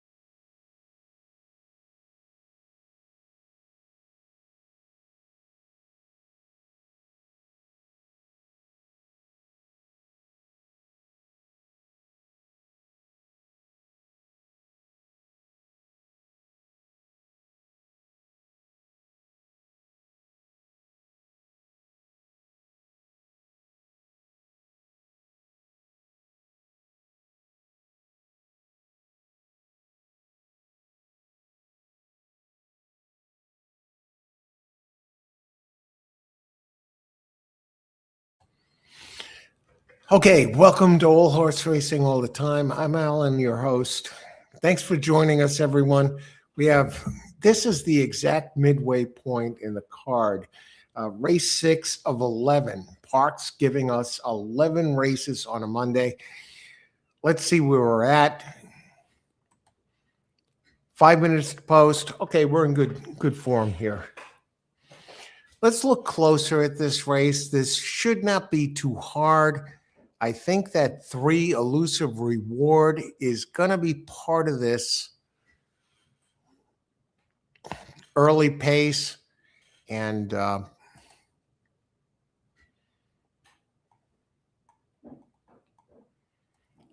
want to go back here.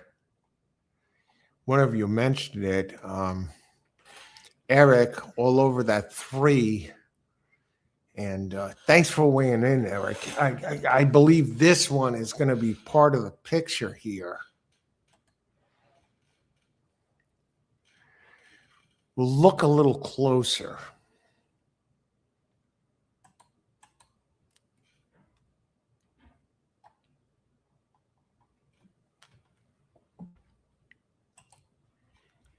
I want to catch up on any chats here, any other. Rippin'. Hey, live audio. I don't have the rights to put the audio to the races out there, but I'll call the race. I'll let you know what's happening. I have placed a bet on number 1.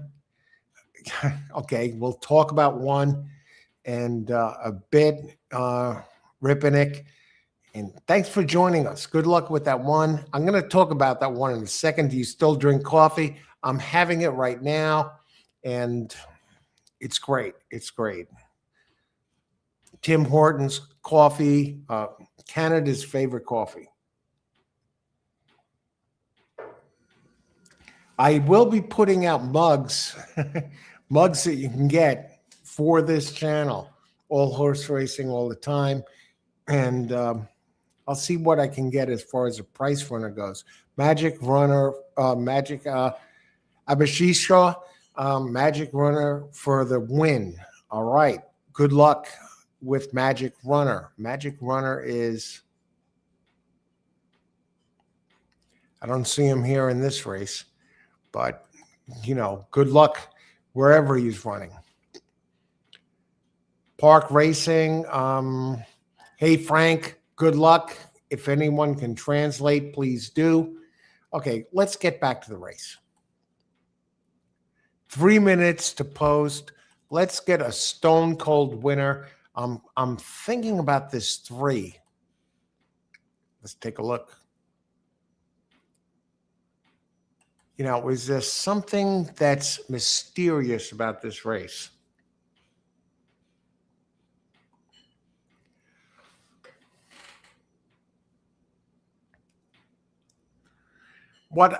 Here's one thing I'll say about number 2, Quick to Judge. Really slowed down.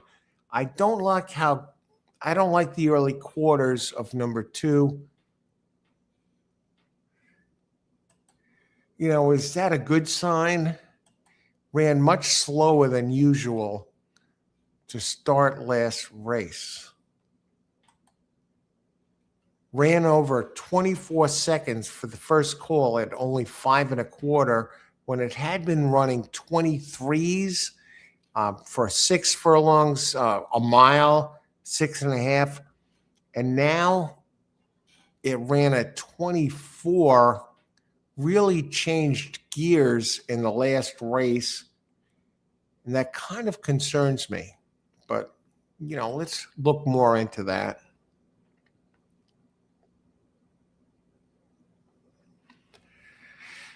I think that Elusive Reward, the 3, is going to be flying. And that 3 might wire the field.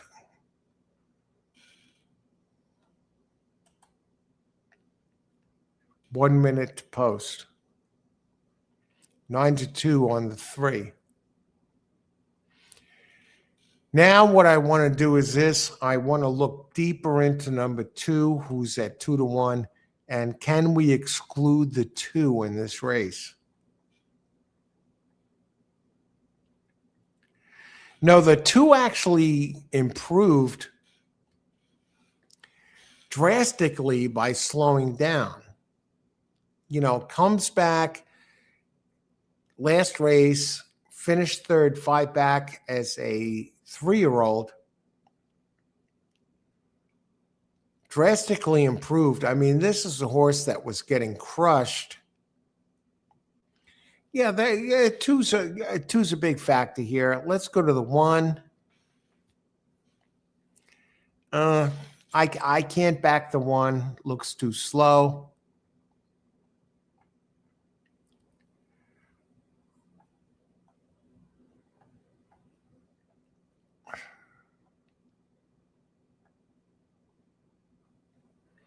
Two and 3.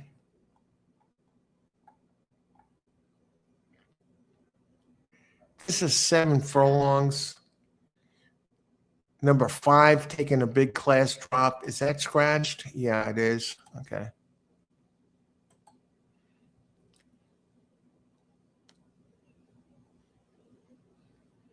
I can't back the 6, 7.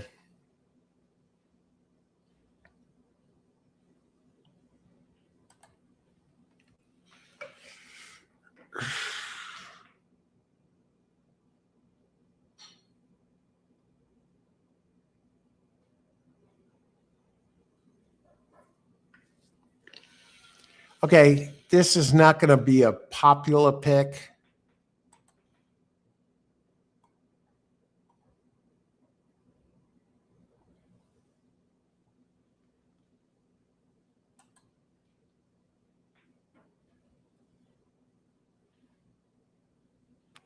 Seven, I can't back the 7.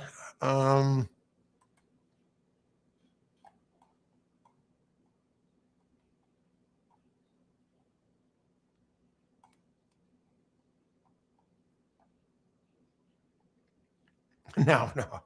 7's not winning. Here's my play. I'll put it up now.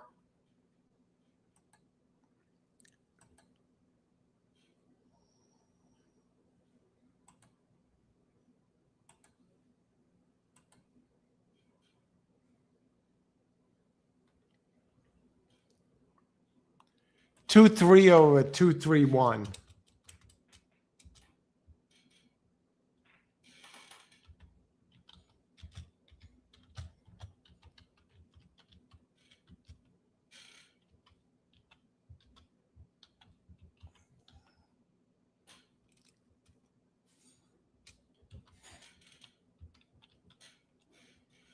Two, 3 over 1, 2, 3. Not go crazy. I think the 1 can slip into second. See what happens. 2, 3 over 2, 3, 1. I don't like the 7 at 8-5. Let's see what happens.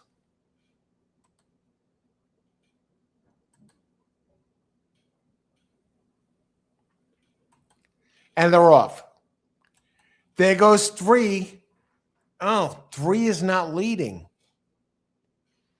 All right, let's see what happens with the 3, 8-1.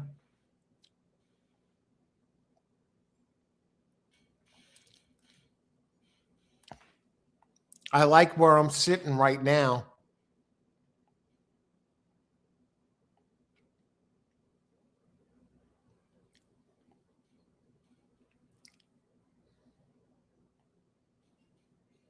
Three isn't pretty.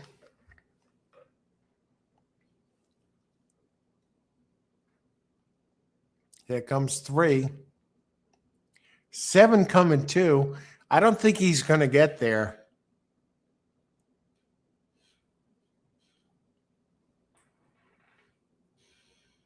Three goes towards the rail. Has the opening.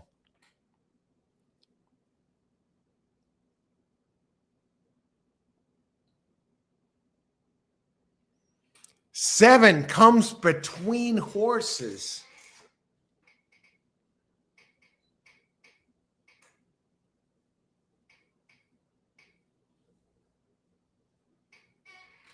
1-7. Oh, shit. Couldn't have seen it.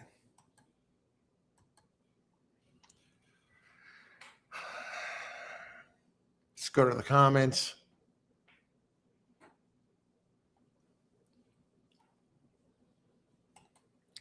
Seven one, Alexandro.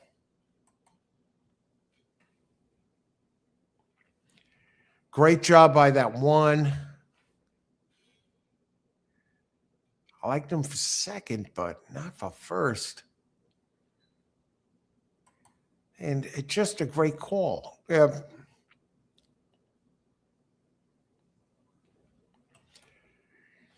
Hey, Riponick. It was 1-7 in this race. And I want to give kudos to somebody picked one.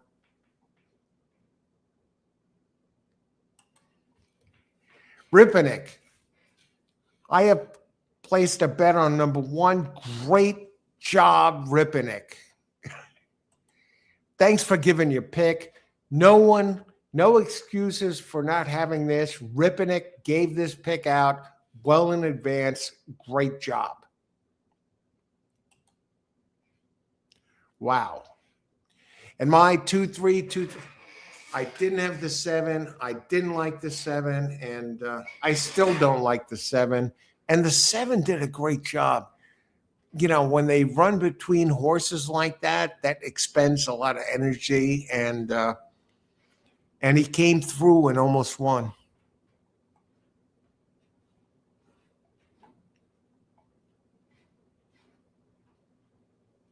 Boom.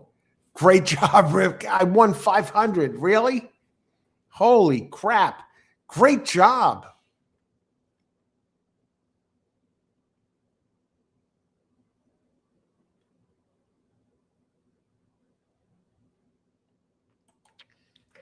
Hey, Caesar, win for a place.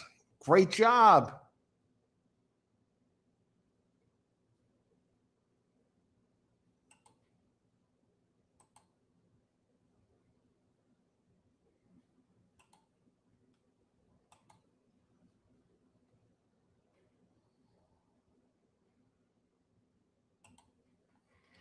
All right.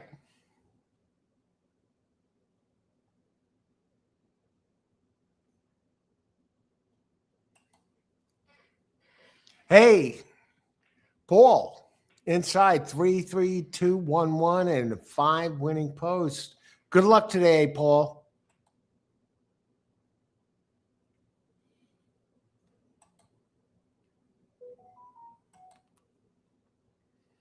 Wow. Tough race, 1-7, and there's a flag there on the 7. There's an objection. So we'll keep an eye on that.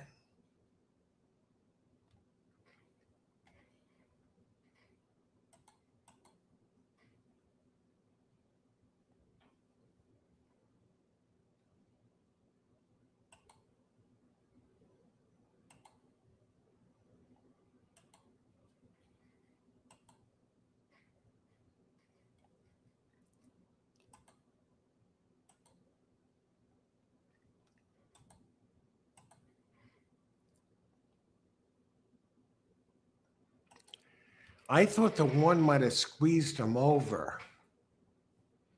I don't know. I'm not sure what this objection is, Paul.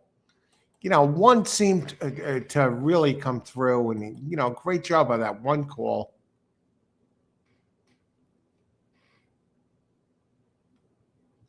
Riponick, you know, again, winning 500 on the 1. Angel Road won the hard.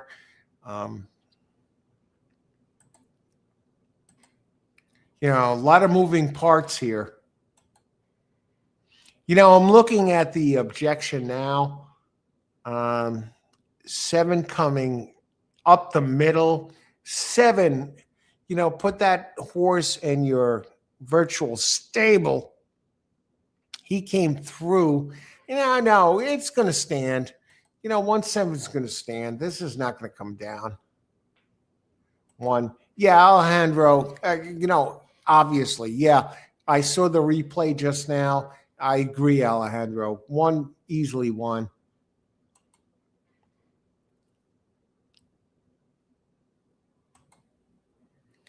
Yeah, the objection is on. I'm going to heat up the coffee, and we're going to move on.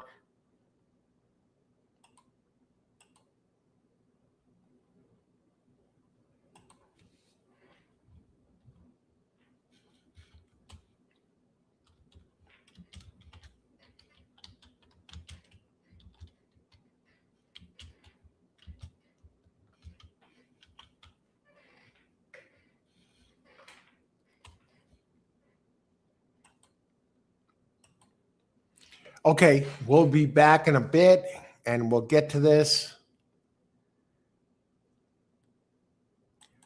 He's going down. You think the one is coming down? Hi, Ema. Good luck today. We'll see. I don't see it. What's happening? Are they changing the result? Ripping it. They're looking at it.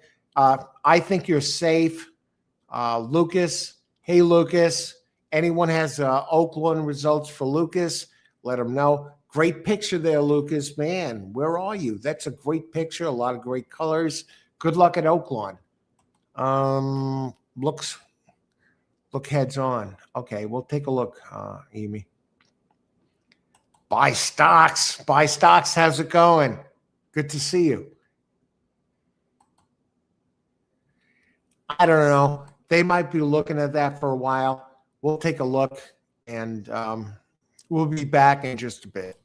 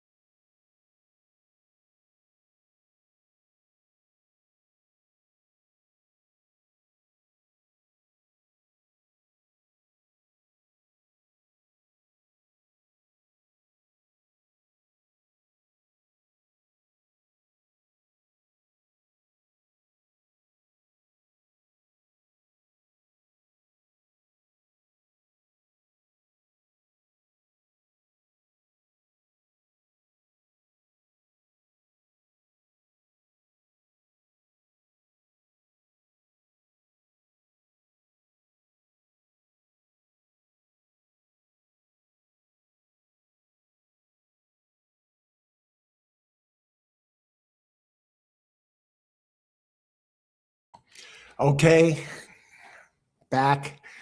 Let's go. 3 minutes to post. Race 7 Parx. If you're joining us just now, thanks for joining us. Welcome to Old Horse Racing All the Time. I'm Alan, your host. We have a tough race here. Race 7, 4 minutes to post. Let's catch up. Let's see what's going on.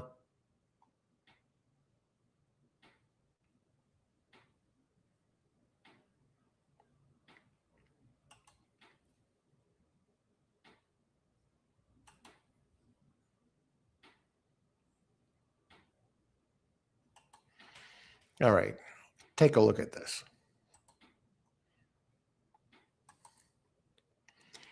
Here's what we see here.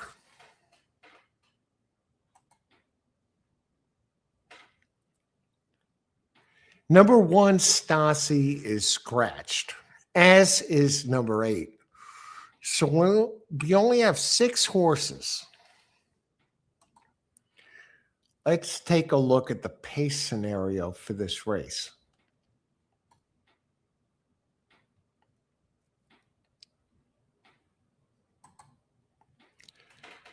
Could be a Cougar, looks like the early pace.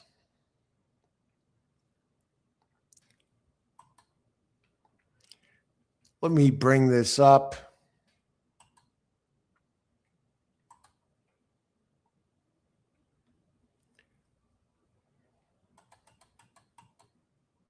Okay. Could be a Cougar, number 6. Looks like it should be running out front, followed by number 3, Lady Annabelle.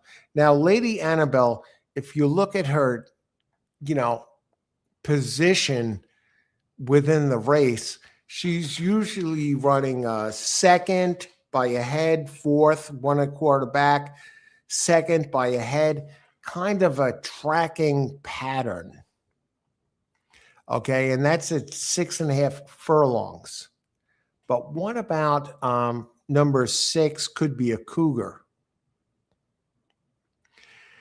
This one is a front runner. 6 could be long gone. But we have to look at the actual speed figures to see how these horses match up. And is there another? And I think I'm going to look to crush something here.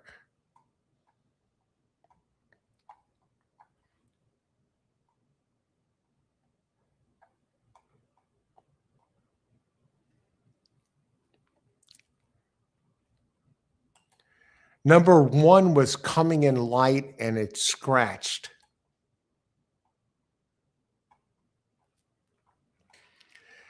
Always Laughing, number 2, Dangerous. Ran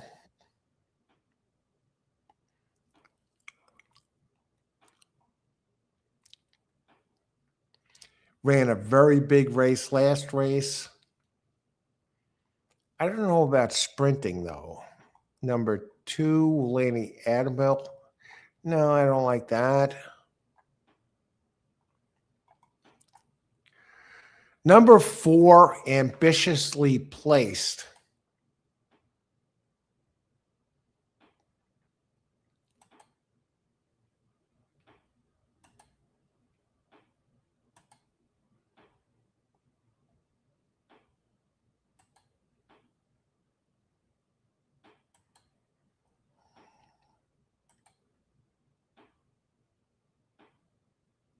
No, 5, Ambitiously Placed.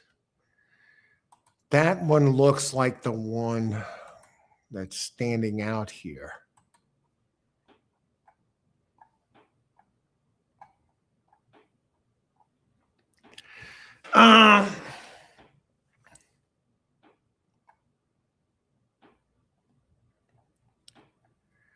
Number 7 has run some very good races. Let's do this. We're going to bang number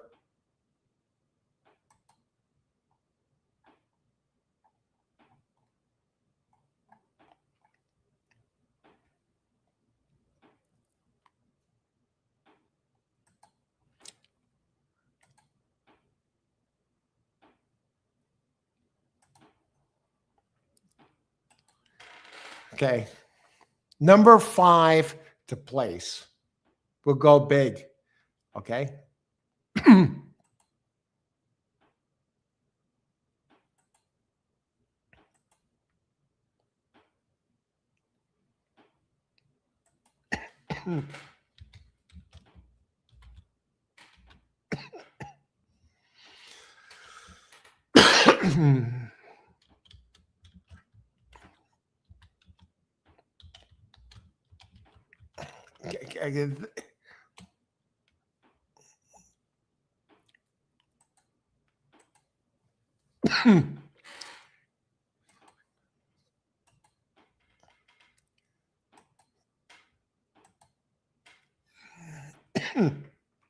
Number 5 to win place.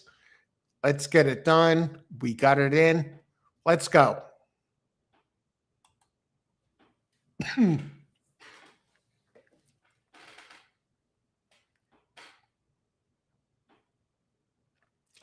They're running at Parx.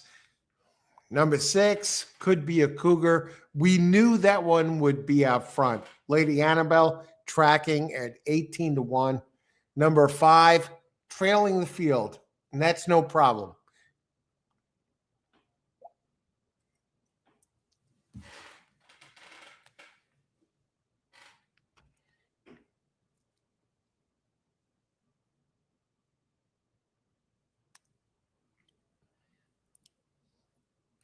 Wow, we have a problem here right now.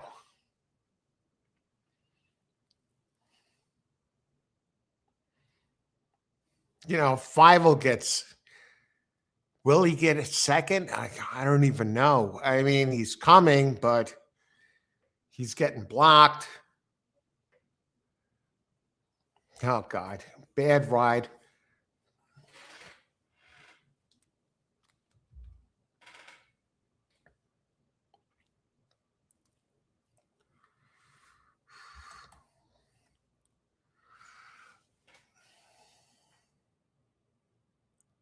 You know, every day is not going to be a Christmas time with horse racing. Yeah, I'm going back. I'm looking at these numbers.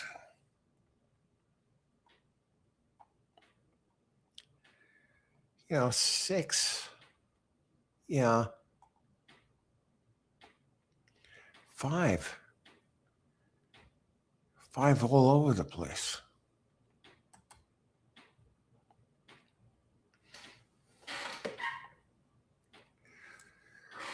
Well, I do have some horse racing news. I'll take this off and maybe I can add a picture here to add to the story. And I think you'll appreciate this. John Sheriffs, the trainer of Baeza, passed away unexpectedly. Sheriffs, the trainer of the great Zenyatta, almost undefeated, lost her last race, you know what, by a nose or something. And Mike Smith, the jockey. And, you know, Mike Smith was crying afterwards. And some might blame Mike Smith for Zenyatta losing that race. He stayed so far behind. She was a mile behind the field when she lost that race. But anyway, Sheriffs was the trainer of Baeza and Zenyatta, and he passed away unexpectedly at 80. You know, rest in peace, Sheriffs. the family, and thank you for bringing us these great horses. Even Baeza, to an extent, was a great horse. And now Baeza goes on to Bill Mott, Trainer of the Year, again. Bill Mott, the lovable Bill Mott, who youngest trainer to win Trainer of the Year at the Eclipse Awards. And now he trains Baeza.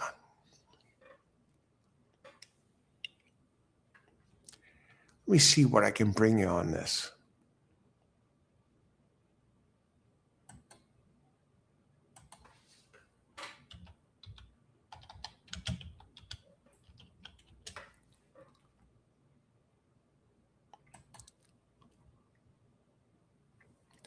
I think it's safe to say that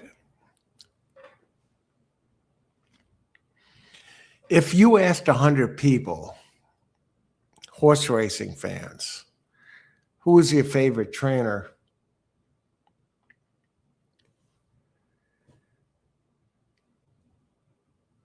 Bill Mott would receive more than a third of the votes.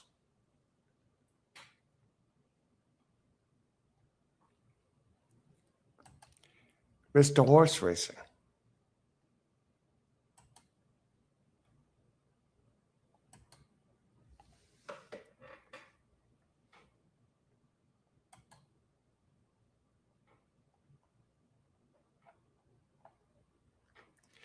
Let me get a picture of him when he was young and see what we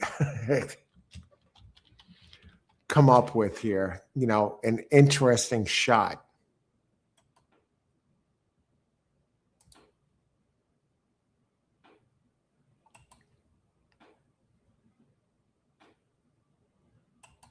Okay, I got one.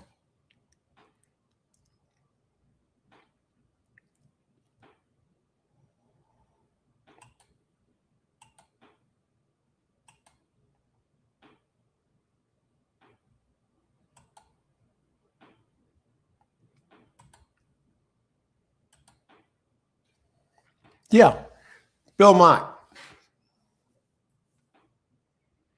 Bill Mott, youngest trainer ever to win Trainer of the Year. Well, he's going to take over for Baeza. You know, what's the next step for Baeza? He won the Pennsylvania Derby and got his way into the Breeders' Cup Classic. He had a bad start in that race. But, you know, he finished a very close third in the Kentucky Derby and got beaten by Sovereignty, I believe, in the Jim Dandy, was it? And won the Pennsylvania Derby. So with Bill Mott, we might have a shot with Baeza making that next move forward. You know, he's blocked, though. He's blocked. You have Nisos, Bob Baffert, and you have Forever Young, and the Breeders' Cup. It's going to be a tough road. But if anyone can take this horse to the next level, you know, after Sheriff's, as good as he is, great trainer, the one-time trainer, the trainer of Zenyatta, the great Zenyatta, maybe this is like that extra boost that can raise Baeza, a $1.3 million horse. So Bill Mott, you know, hey, that's the latest news on that. You know, people wondering who's going to take over for Baeza. It's Bill Mott.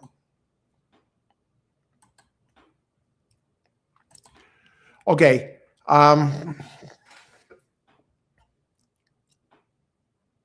Okay, it's finally official. 6-4-3 last race. And that's race 7. So we have 4. But now the big news is this. We're going to the late pick 4 time. And the boards have opened.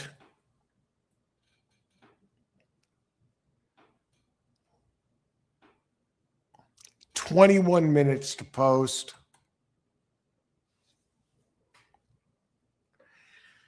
And I think this is the race. Okay, we have 6. We have a 50-1 shot that came in second last race, number 4. Let me see if anyone had that.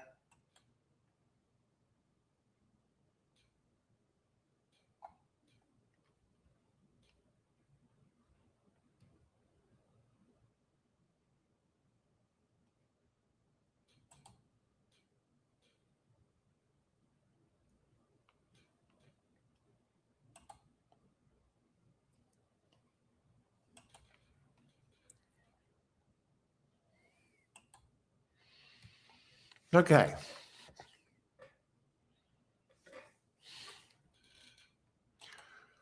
What's up, Jose? Good luck. We still have 4 races to go. Let's get this.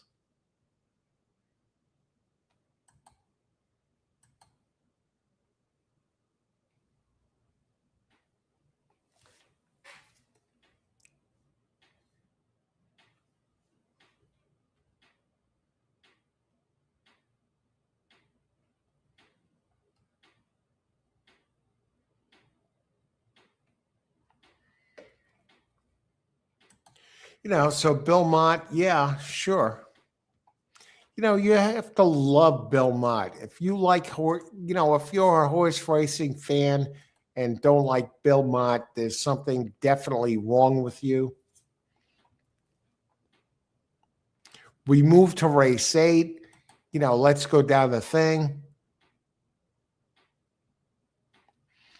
In this race, we have 11 horses, no scratches. This is the race I'm going to do some damage and win some money. All right?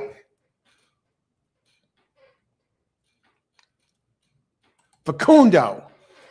Yes, race 8. We got this. We got this. I'm going to give out a winner here, a winning play here, and I'm going to pound it myself, okay? So let's make it happen.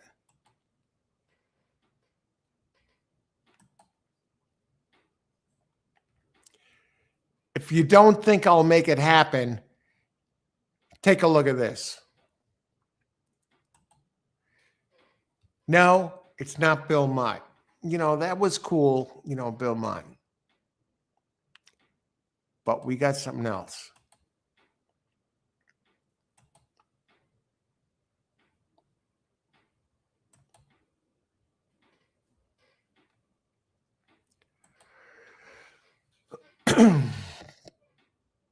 Me riding a horse.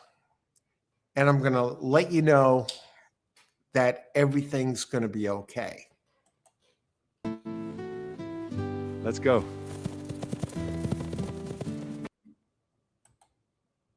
Yeah, we got this. We're on the horse. We're going to do it. Let's go. Okay. Here's what we're going to do.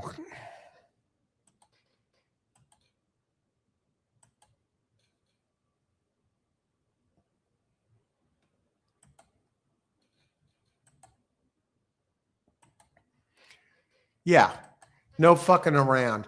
We're going right to the thoroughgraph for race number 8. You see number 1, Emily's on fire.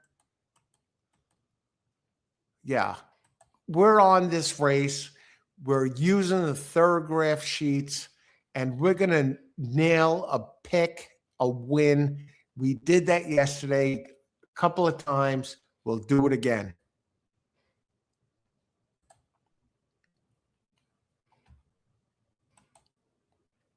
18 minutes to post. God, 4 races left. Where's the time go? I want to thank everyone for joining us. Hit the like button if you haven't. Just hit it. It helps, promote the show, helps me bring you more shows, and also subscribe. You'll get notifications every time I do a live show. I used to do live shows, one live show a day, almost every day. That was pushing it, because it takes 5 hours a day. And I switched over to doing handicapping and putting picks out there for 4 tracks a day. And the thing was with that, I couldn't interact with everyone. So now I'm going away from that, and I'll pick my spots for doing the live shows, and I'll do the pre-recorded shows, and I'll also have the shows with guests. So that's where we're at right now. Race 8 coming up. I'll be back in a bit. We'll put together a pick 4. I'll put together a play. I like the field. It's a good field size that we can get a winning play home that's going to make some decent money, at least a bang for a buck on your play. Be back in a bit.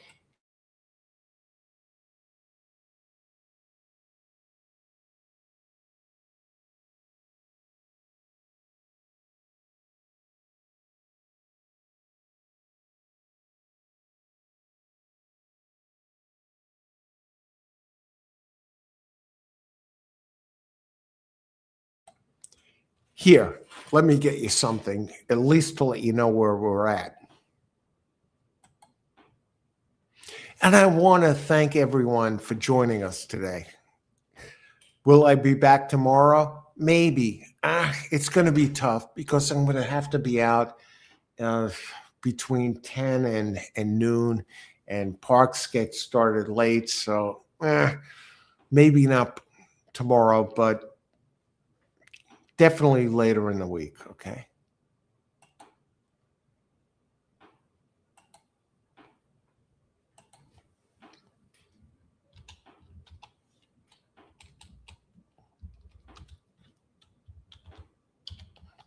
Four races left, late pick 4.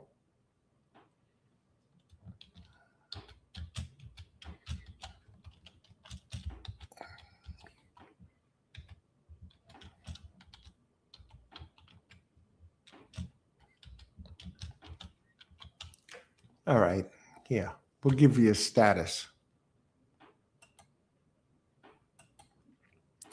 Okay, back in a bit. We got this.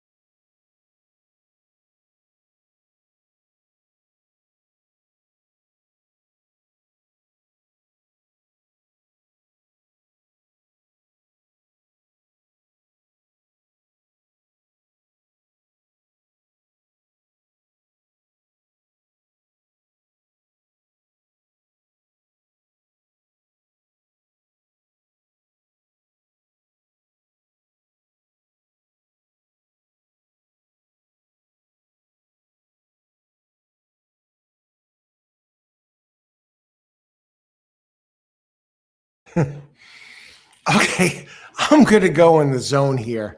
I'll be the first, make something happen here. Welcome to All Horse Racing All the Time. I'm Alan, your host. 4 minutes to post, 11 horses in this race.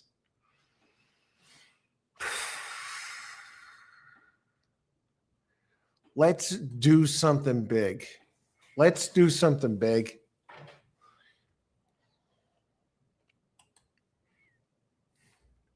Catch up on the comments. Miguel.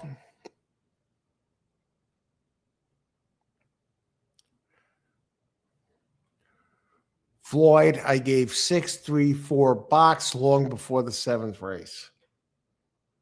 Let me just look at that. Let me look at the results. And then we'll get to this 8th race, and we'll do that quick.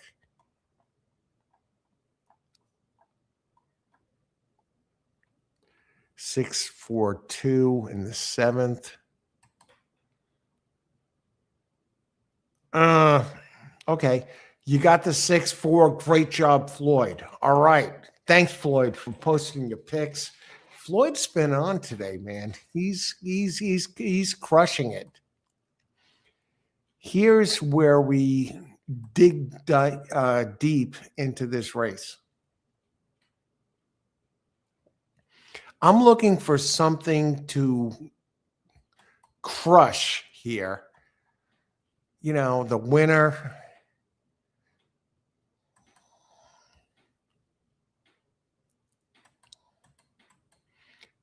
And, I think we can do that. Okay, it's a 6 furlong, 7.5K race. Cheap horses. One has some good races. 2 runs kind of consistent. 3 ran big last race, Aruma. And now he's coming back on short rest for Padilla. Padilla on short rest. Yeah, 14%. So 3 right now, 7-1. Who else?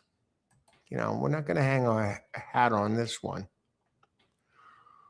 Number 4, she's Bernardini. Out of Bernardini. That one is definitely live. 5-2. Go down. We're going to do this right now. Okay. 4, live. 5 stinks. Number 6, I believe in magic. Michael Moore had run very quick at Laurel and Delaware. Came to Parx, laid an egg. What are the odds on 6? 3-1. Okay. They're looking at that past history at Laurel and Delaware and Monmouth quick. Awesome Anne Marie, Miguel Rodriguez, very solid. Anthony Soldago up, and Rodriguez and Soldago together. They win 17% in the money, 45%, 2.71 ROI. And you have to respect that. So number 7, I think, is a player at 7-1. Go down. Number 8, consistent as hell, but not quite as quick as the others. Number 8. Now, keep in mind, these are 7.5K claimers.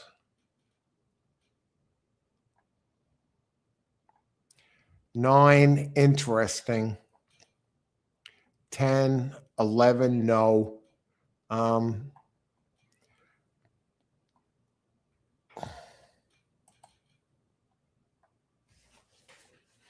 11. Let me go back to 11 with a minute post.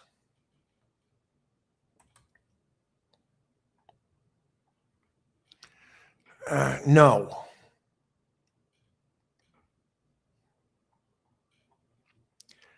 I am looking 9 interesting. Let's go to the pace of this race.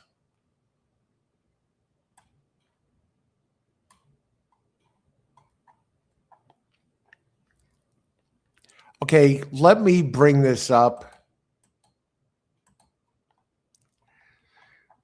Okay. Pace charts of this race. 2, Queen Wiggy looks to be winging it on front. 2 and 3.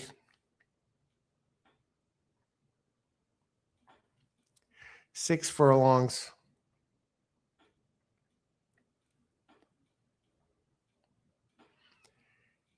Number 7, Awesome Marie has some speed. Showed no speed last time, though. And that bugs me.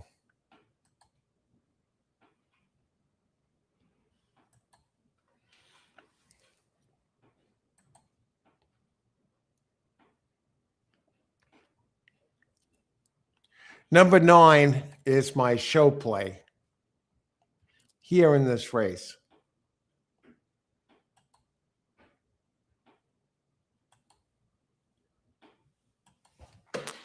And that's it. I'm not going to go nuts with this race. Cheap horses.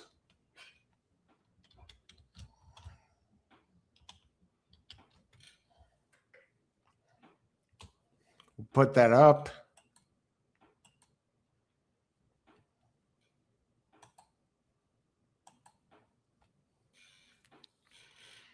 You know, number 9, Avia's Girl, 9-1. Has the numbers, seems to fit. A bunch of unpredictable horses. Good luck, everyone. Enjoy the race. 9 to show, race 8.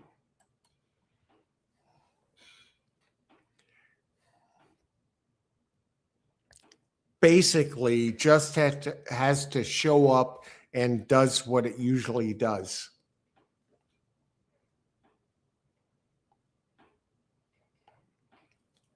Running dead last.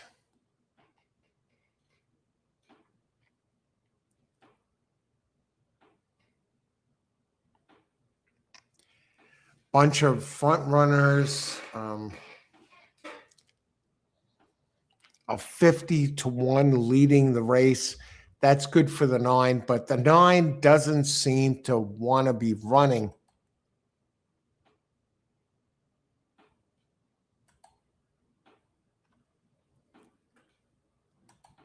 Okay, let's watch.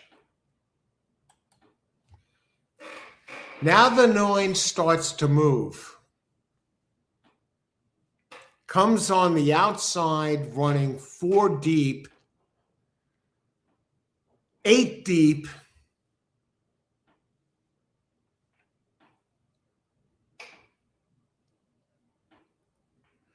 Does it have enough left to make the board? I don't think so. I mean, it would be a surprise.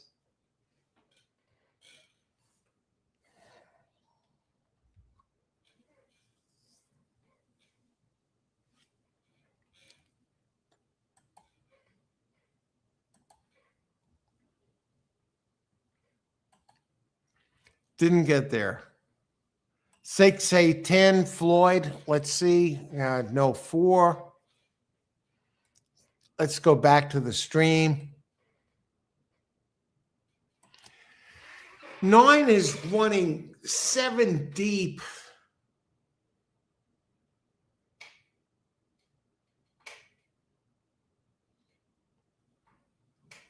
Four runs down to 3.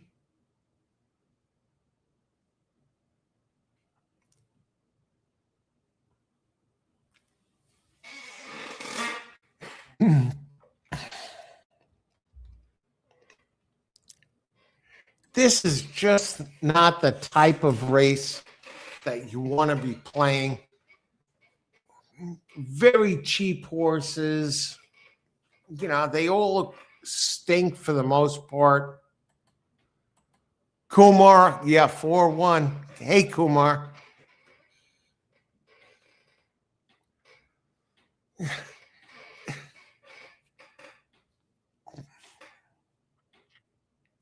You know, I wanted to bet on this race. I didn't have the time.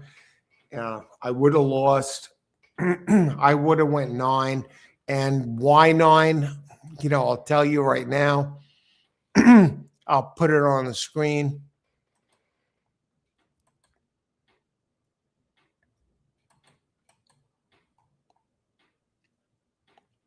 Avia's girl.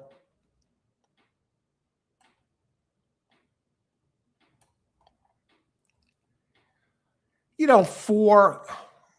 Yeah, I could see that.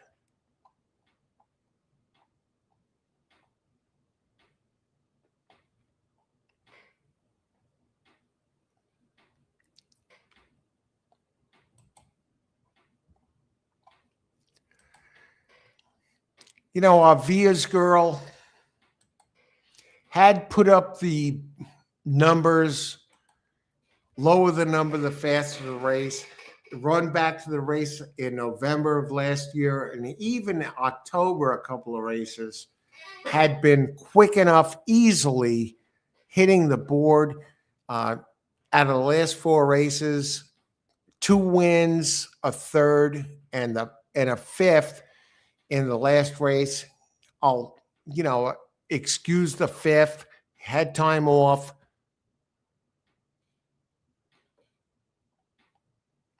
The one knock, though, on my 9 is this with the jockey Angel Castillo.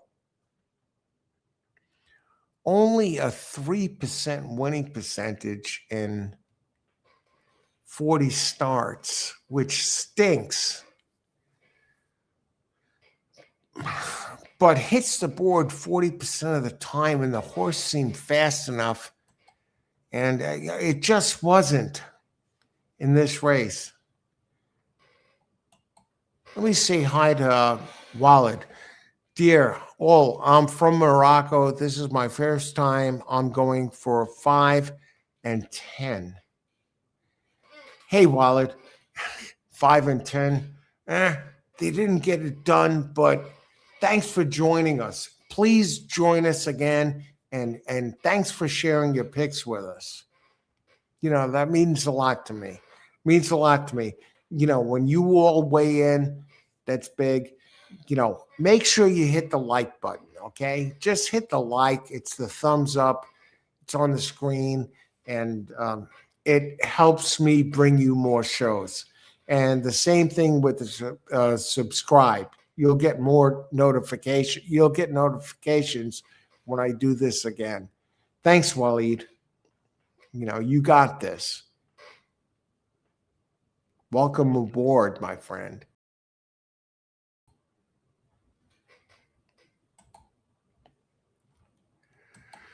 All right.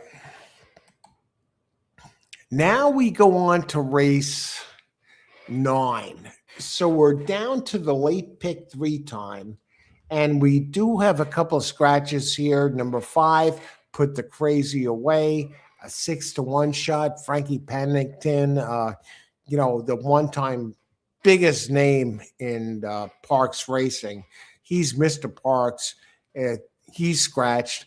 Number 5, Put the Crazy Away. Number 8, Mavias. That one scratched, 8-1. And Andrew Wolfson up. Yeah, decent jock, but no. Okay. You get the idea. He's not the big name around town.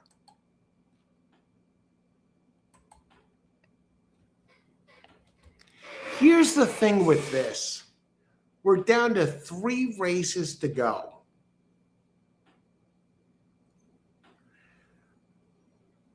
We want to make something happen here.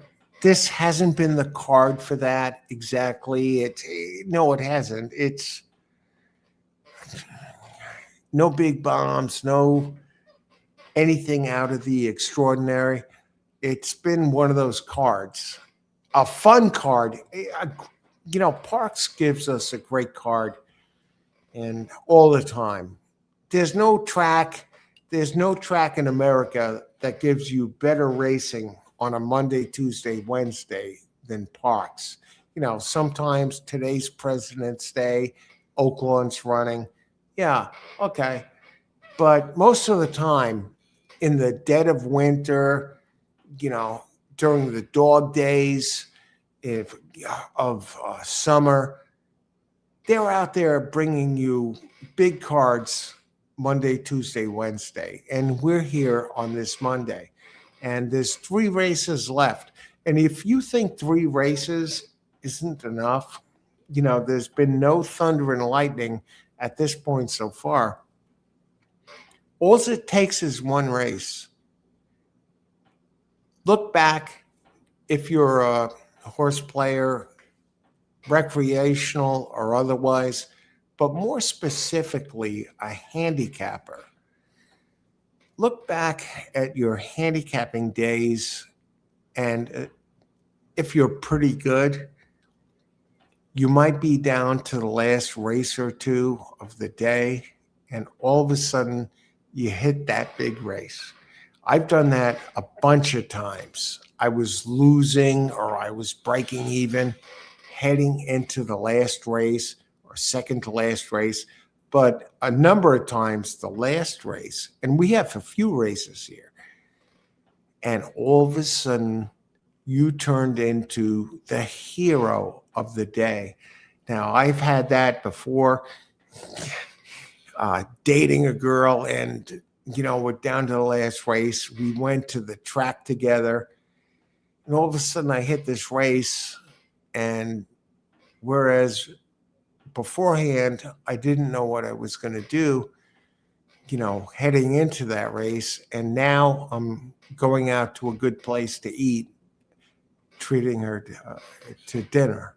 So that's where we're at now. So late pick 3 races left. Let's make it one of those days. You know what I mean?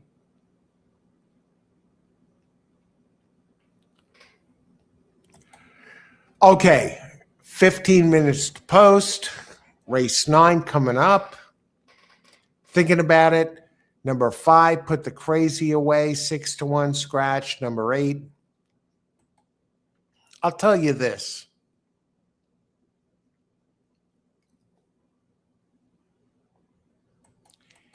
And I'm going to talk pace here for race 9.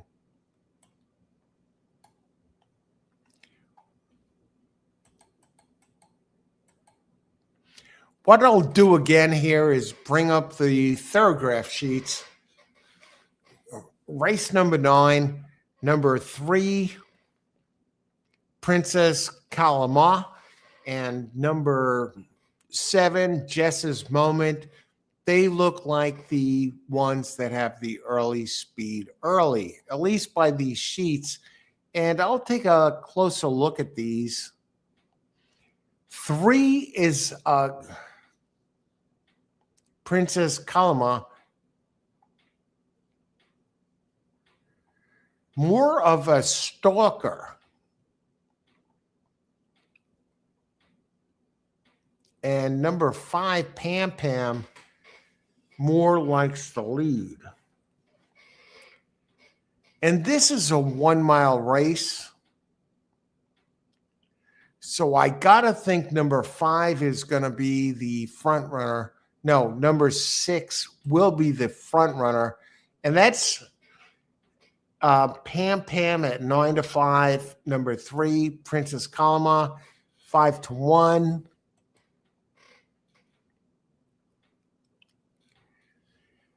I'll take a closer look at that when I get back.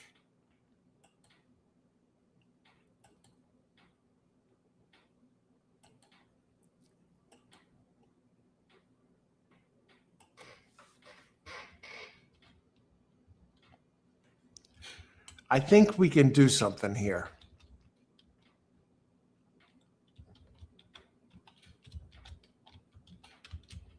Big play coming, folks. We're going to do something here.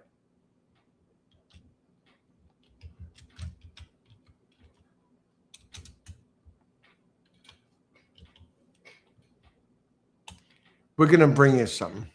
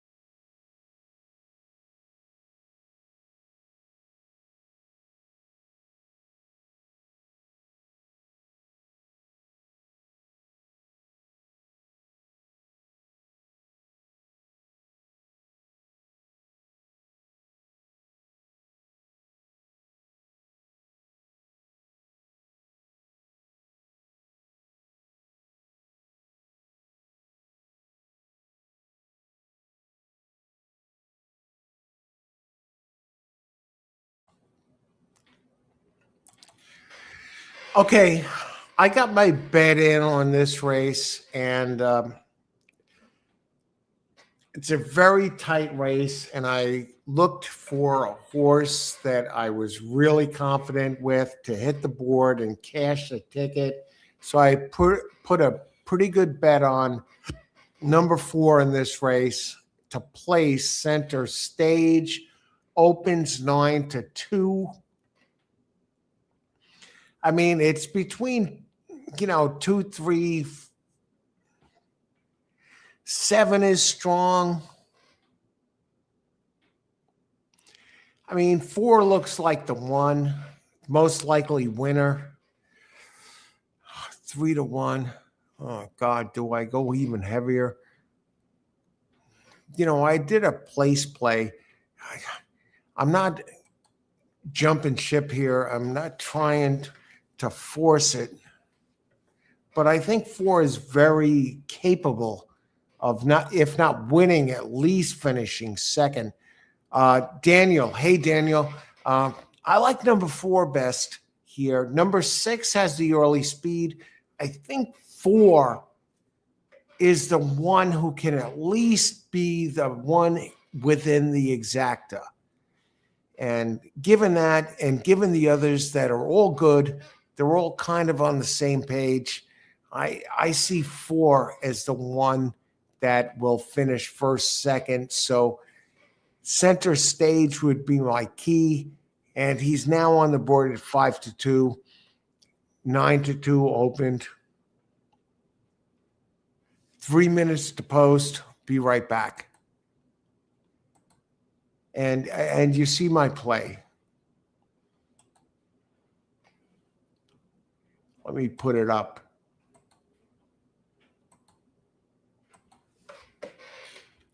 Number 4 to place. Yeah. It's not like I'm ultra conservative. I'm taking what the defense gives me here. And 4 to place looks like a way to at least cash a bet. You're not going to retire off it, but you'll probably cash. Be back in a few.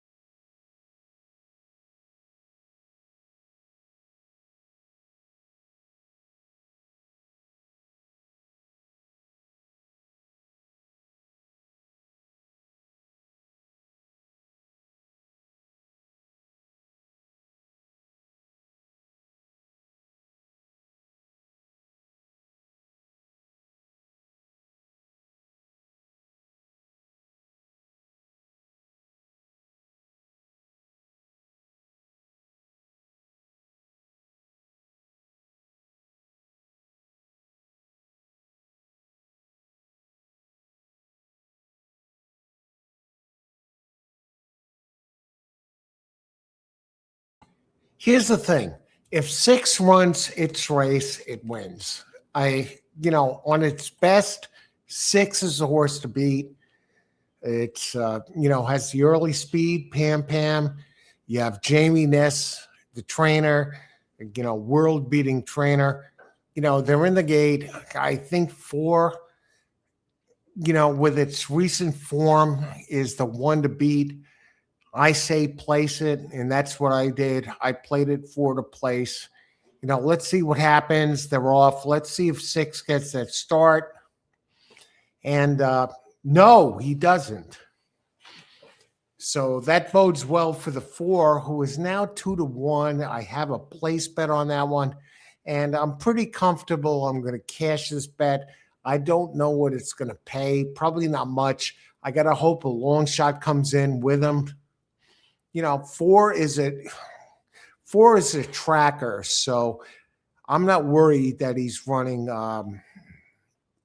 in 5th place at this point. 1 is up there at 30 to 1, so I'd have to hope that 4 comes up, and number 3, 8 to 1, running now in the lead. 6, though, starting to push. Now, 6, if he runs his best race, he's the winner of this race. Is it going to happen? He seems to be overhauling the 3.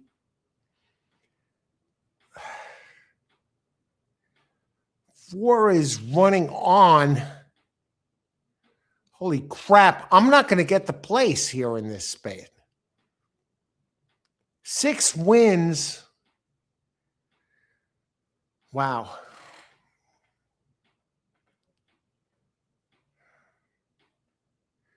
Four. Holy crap. This was a black eye here.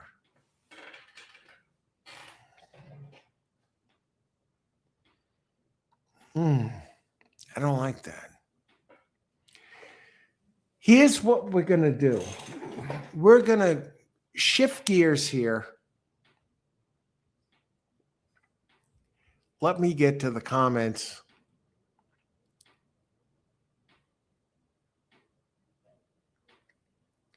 I see Kumar 14 has to do the job easily. Good luck, Kumar. You're at Oaklawn. I like 3 and 4. Oh, God, Marty. Gatekeeper. 6, 4, 7.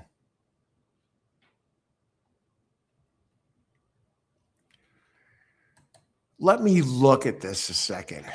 I'm taken back by the 4 center stage. Let me rethink. A minute. Have to add more coffee.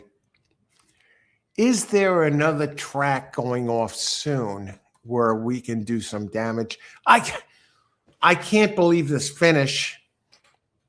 Princess Kalmar, come on, man.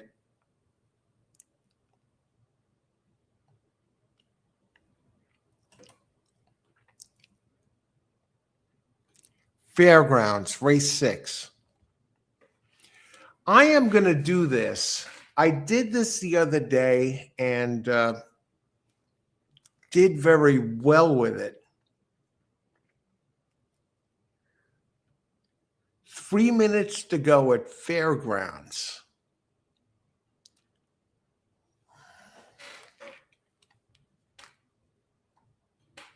Now, I can't do it. I can't do that. I can't do that.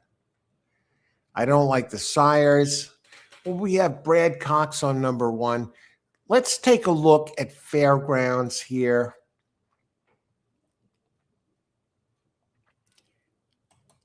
Am I chasing money? I'm kind of guilty of it after that last race, because I think we can do do something.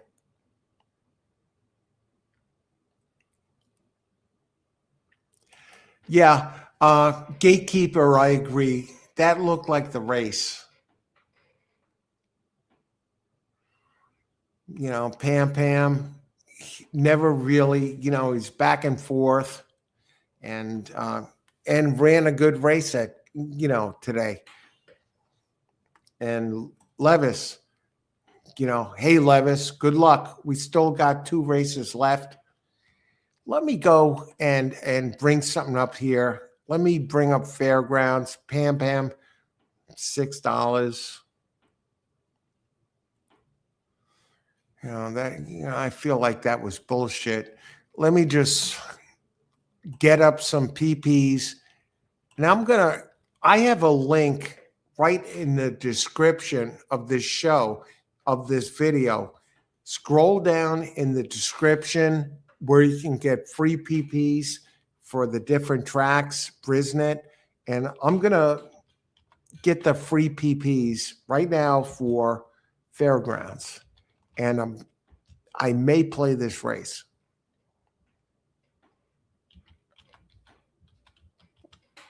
And, I lost 20 on that race. This last race. And now maybe I'll get it back at a real track, okay? And I'll show you I'm not horsing around. Fairgrounds, race 6. I'm going to bring up the PPs right now, download them, and bring them up. Got it. All right. Here we go.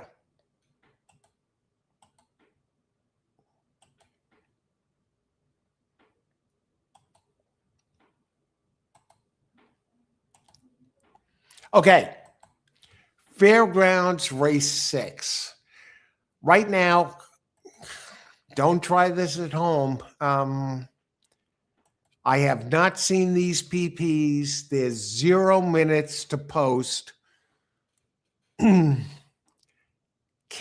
I make something out of this race? And there are 9 entries. Oh, brother. Maybe I won't try this, but maybe I will. 1, 4, 5.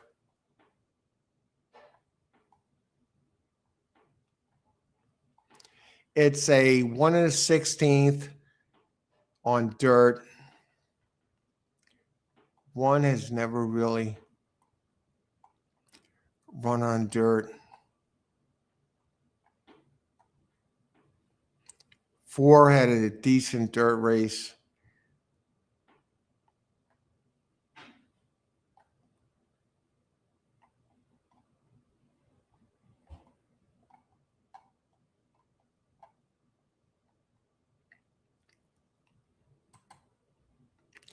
Oh, brother. I mean, 4 looks like the one.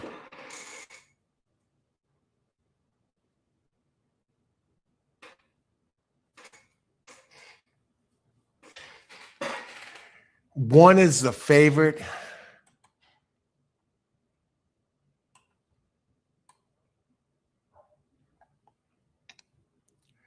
It's a turf horse, though.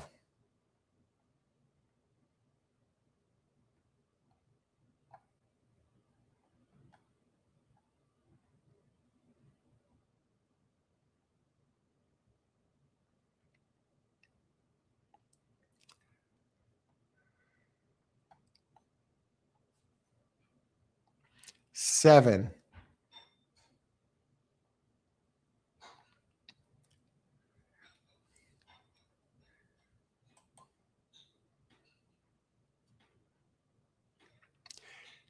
No play. No, I'm not going to play this. I'm not playing this. I think 4 looked good at, 7 kind of interesting. I don't like this race. Pass on the race. Don't chase money, I took the hit on that. Let's see how the 4 does, though, at Fairgrounds.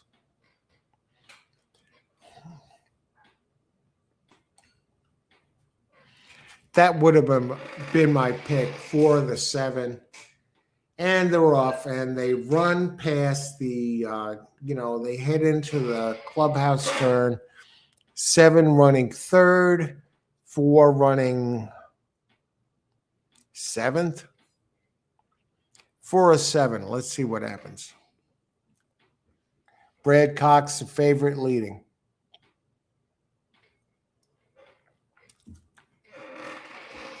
I think 4 would have been the one that made some noise here.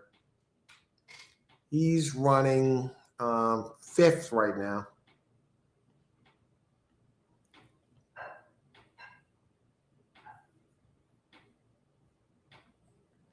Seven's in the back. No bet. I gave it a shot. I looked at who was running, what tracks. I downloaded the PPs, went on the fly.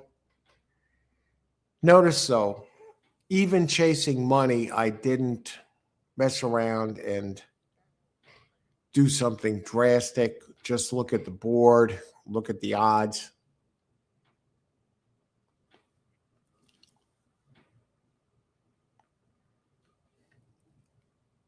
Thank heavens I passed on this. It's going to be Brad Cox unless he gets caught.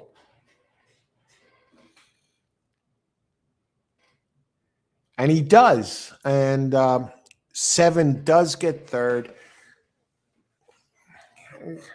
It would have been a waste of time.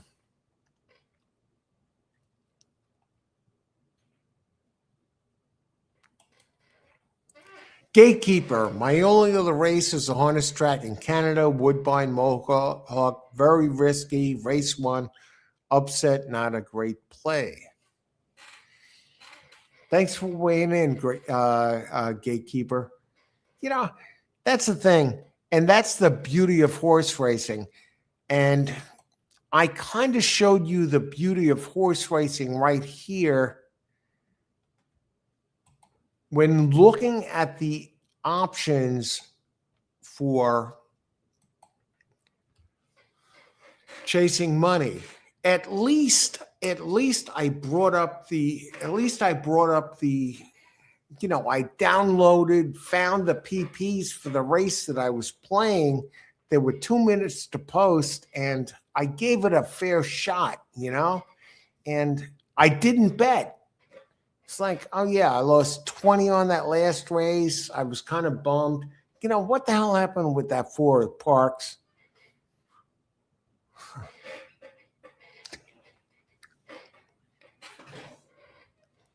You see where I'm coming from. All right. On to race 10. Race 11, that was 20 that I thought I had in the bank already.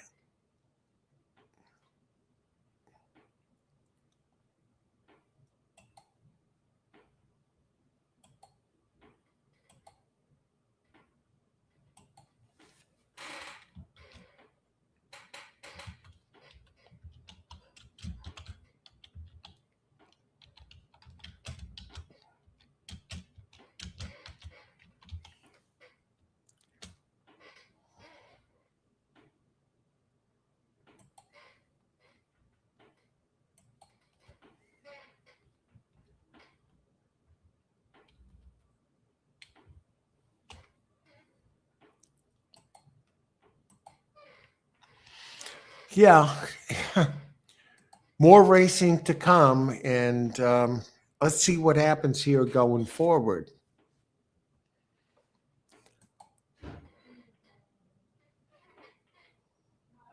Back in a bit.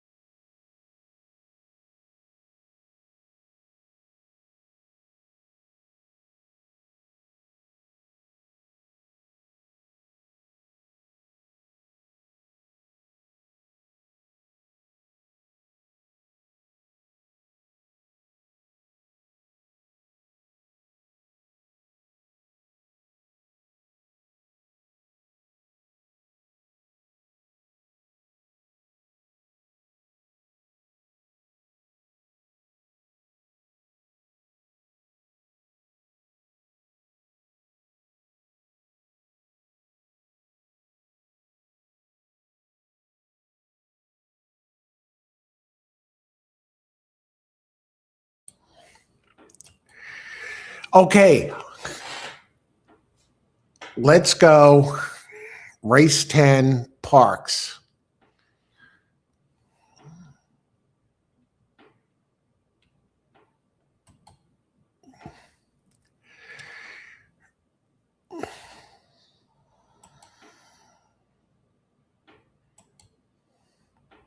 We do have a bunch of scratches.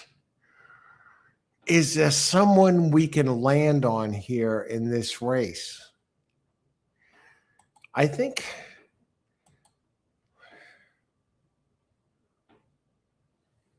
we might have something.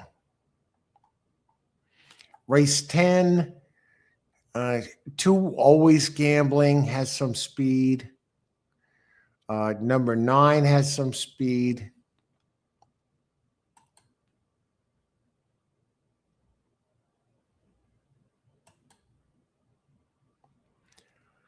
Always Gambling.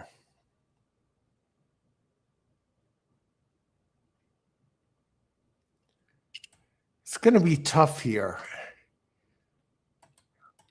You know, the track's not in the best condition. You know, they've got moisture on the track. At first glance, this is not a great betting race.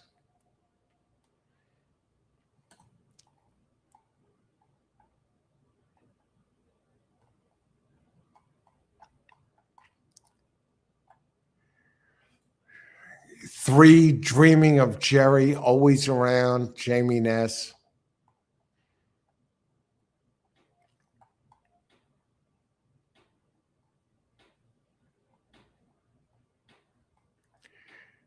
Four is tough.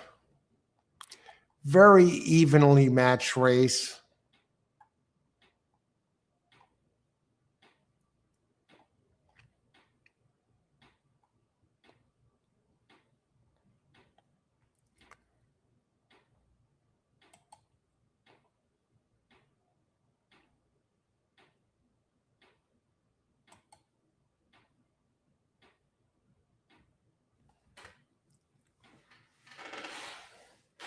Yeah, I'd pass on that race. And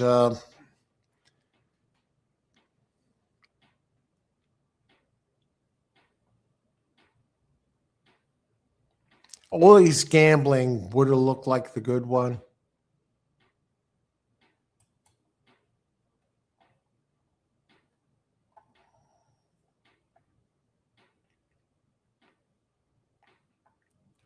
Sunday Spirit did win. I was away. I was detained, and you know, I apologize for that, but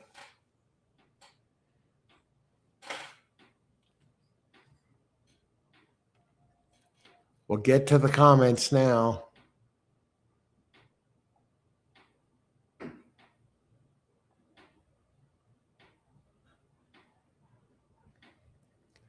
I like this thumbnail here.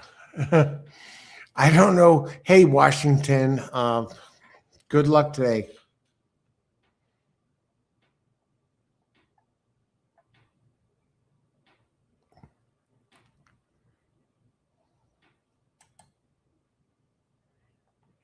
Six, 4, 3. Yeah.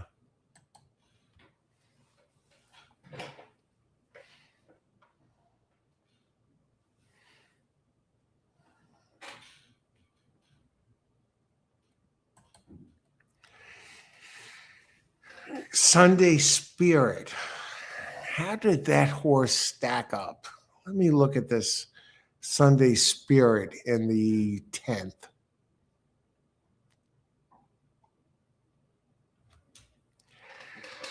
Certainly possible.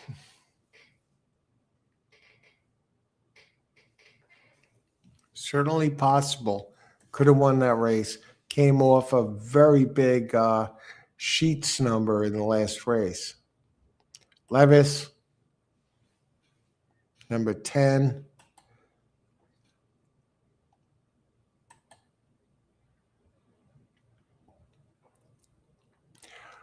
Okay, we move on to the final race of the day. And race 11, we reach this point, and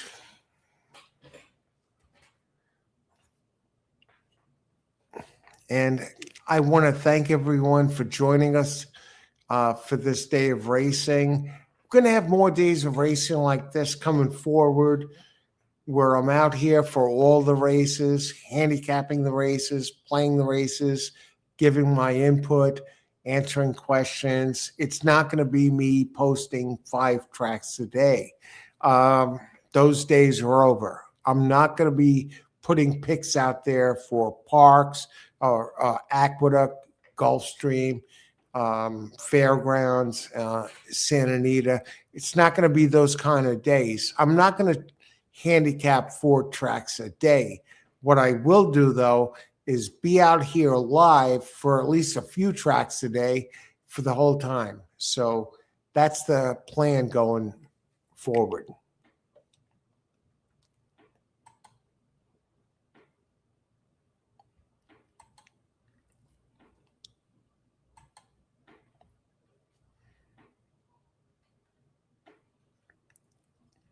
So let's get that right out there, right here, right now.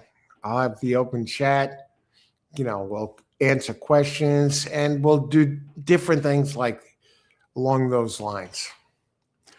And we've been out here since the start, and we have 1 race left. Is it a race that we can do something with? That's the question. Yeah, it's not a race 11. We have a bunch of entries. We have some scratches. We have 1 through 12, but we have 4 scratches, 3, 6, 7, 8. The dirt is listed as good.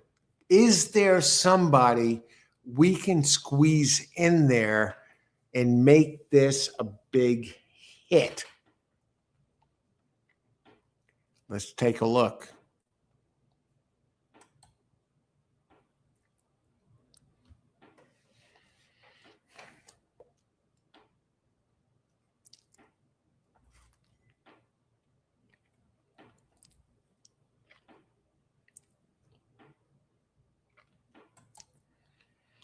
Post time 14 minutes. Okay. I can work with that. What are we using here? We're using Thorough. We're using Brisnet.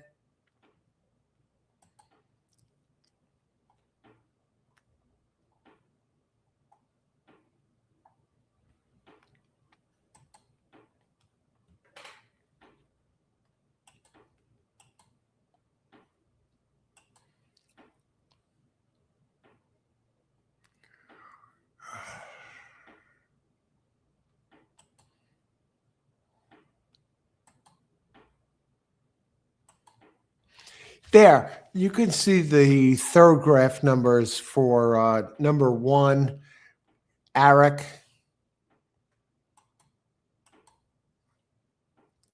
Lower the number, the faster the race. And by this horse's pattern has been running its slower races since last year as a 5-year-old, and even slowed up a bit. I don't see that as a contender. Let's go down. This is a claiming 5K claimer. Number 3, Mega Charlie.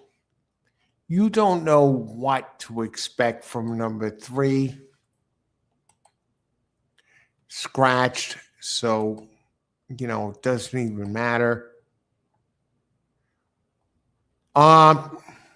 English Painter, Jamie Ness, number 4, looks like the one to beat.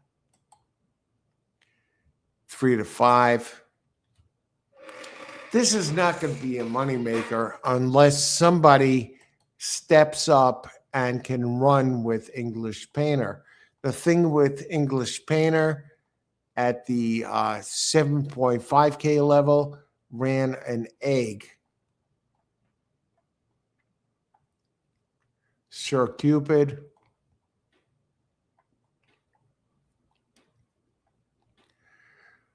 Number 5 is a little interesting. On the board, it's 17-1. Might be worth a look, underneath.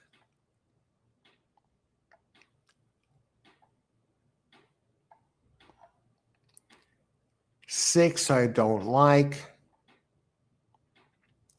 7, coming back first time as an 8-year-old after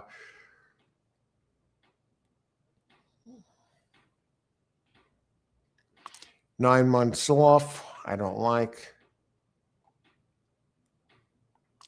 Number 8. Number 8 and 9 look okay. 8 scratched. 9 jigsaw 5-1.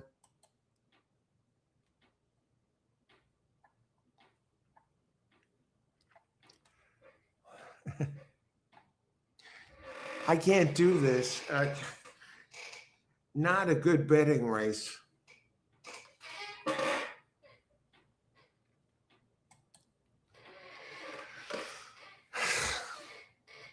I wish I had better news.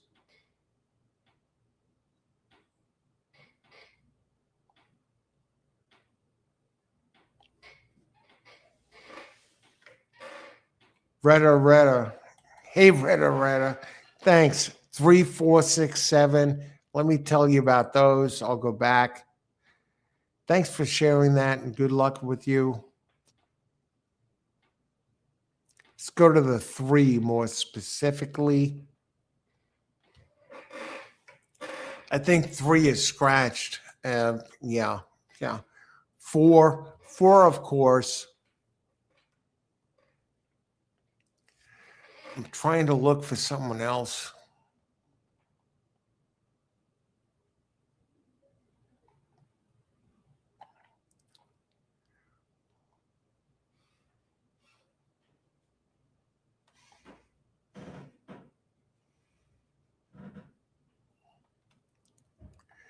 Number 6, scratched.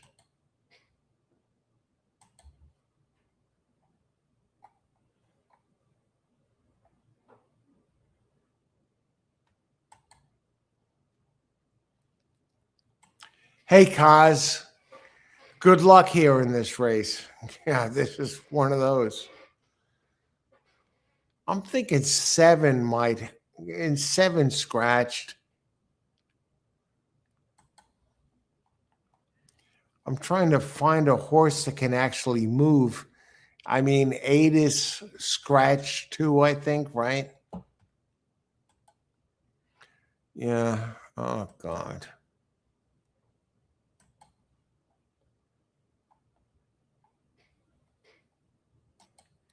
Nine. If you want to beat the favorite, maybe 9.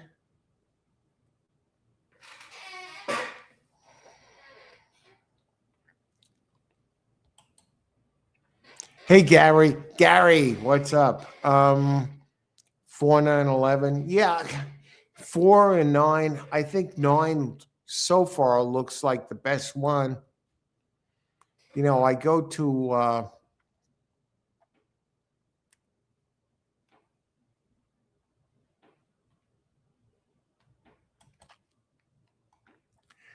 I go to 11 here on the sheets, and at least it seems to be in semi-decent form. Now, what are the odds on 11? 7-1.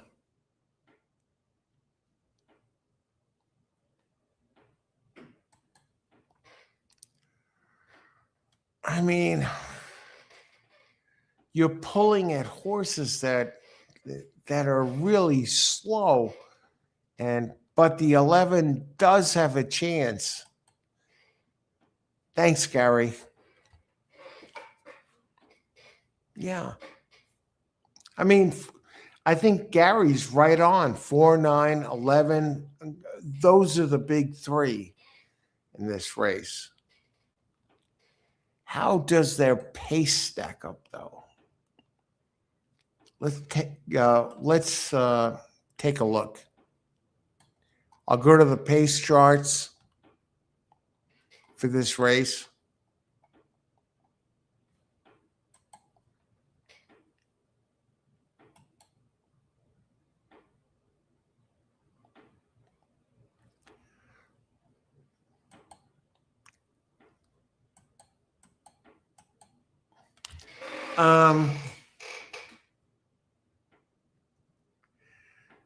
Nine is gonna be around.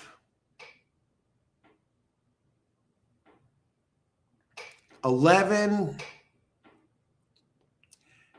it goes through, I think, 9 Jigsaw. By looking at this pace chart, Jigsaw, you see number 9.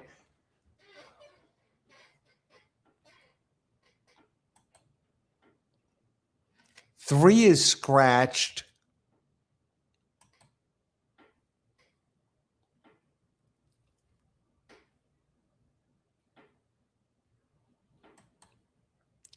As is 6. So 9, Jigsaw should be the clear front runner, number 9, in this race.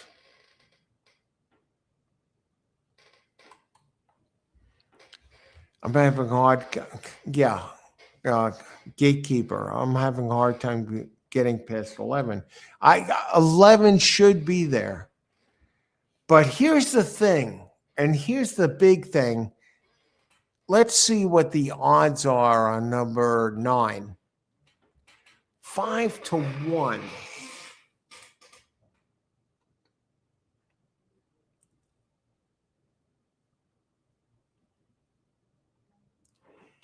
That horse should hit the board. And let me see what the show prices are on 9, because in a race where the other 2 speeds are out and 9 is in,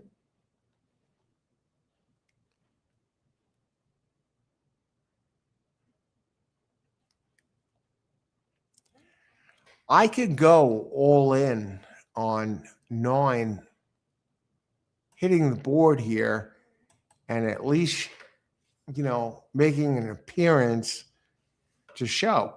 Hey, Zuvik. 9-10.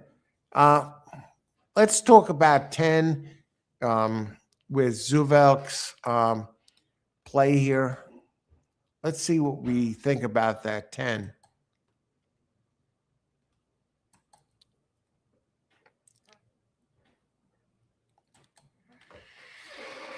I'll tell you what, though. It looks like right now, number 9 is the prevailing speed. What does that translate to dollars?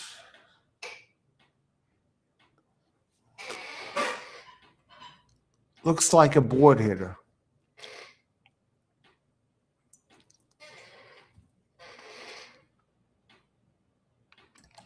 As far as the 10, Wicked Genius. Let's see what that looks like.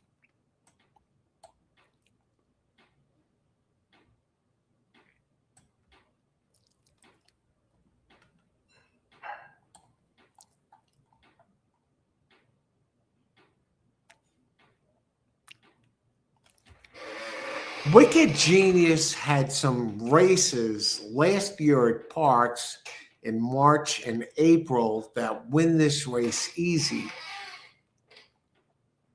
But it has taken a step back. It's kind of moving forward lately. has to jump forward a bit to get in the mix. And trainer Jennifer Trueheart at Parx, she's 13% winning percentage, in the money only 34%, 102 races. She's 0 for 8 with Dexter Haddock, the jockey. Together, they're 0 for 8.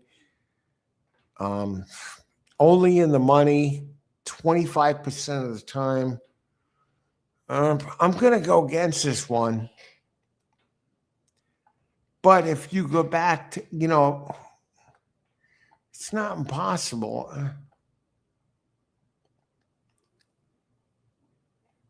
Considering the 11 this is a horse that's good. I mean, 10 can win. 9 certainly. 9 might be a wire job. Number 9 might wire the field. And let me look at the odds and how much time is left.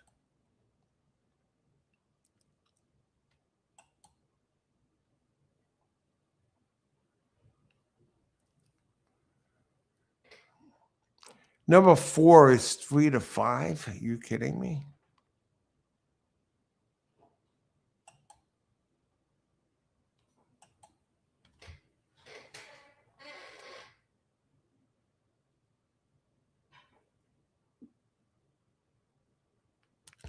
$4.9, $7, 6 to 1, 9-4, 13. How about 4-10, 23, 4-11, 13.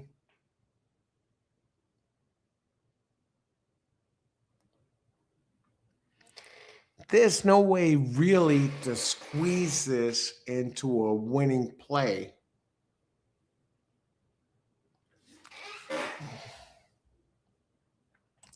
Win play show pools. Yeah, 4-9, taking all the money.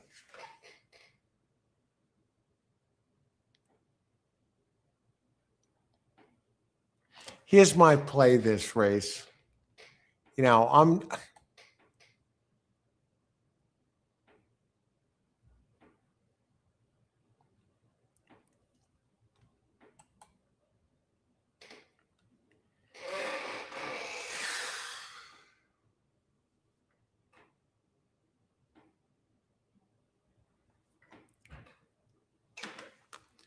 I can't do this.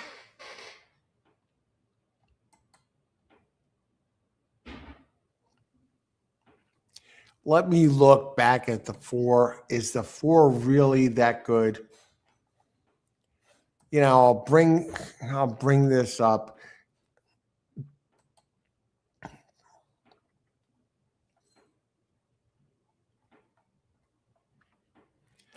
Yeah, I got 4-9. Okay.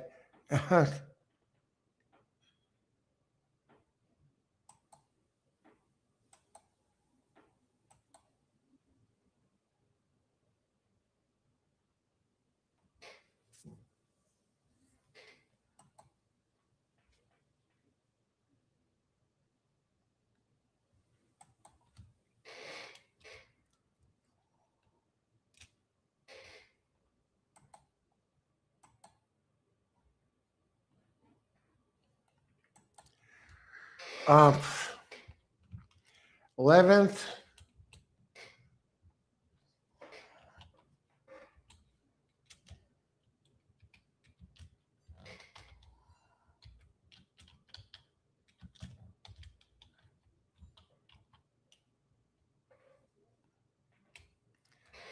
I wish I had something better. Parx 11th, number 9 to place. I don't think it'll win. I think the play here is the against and hoping for the number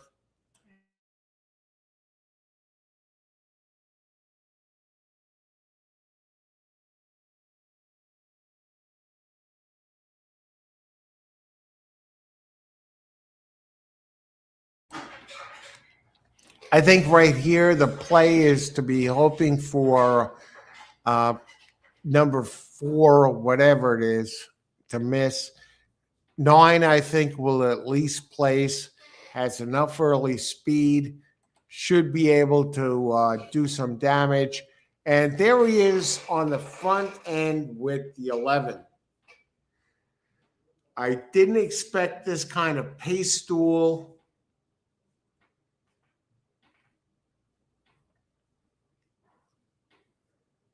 And there goes 4 at 1 to 5.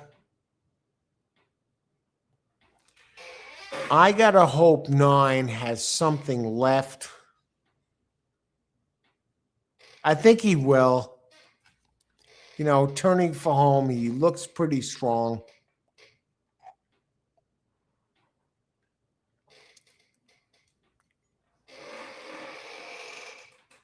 Yeah, there he goes. Beautiful.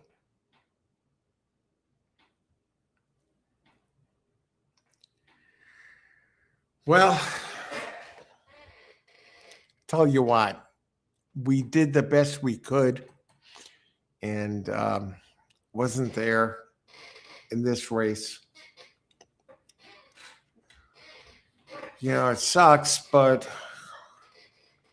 9 got out front, got the front, and got pressed and lost. And let me get to the comments.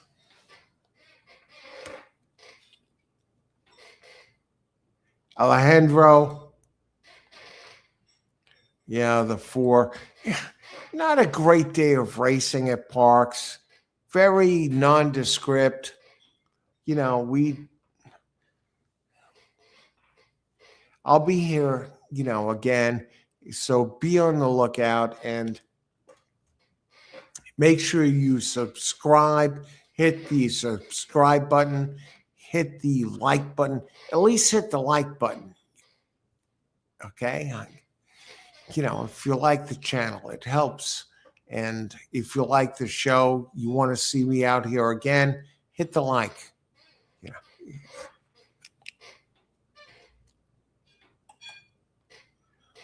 Alejandro, yeah. Alejandro and Reina, thanks for watching. Full result. Hey, have a great evening. And remember, may the horse always be with you. Thanks for watching. Hit the subscribe and hit the like. Thank you.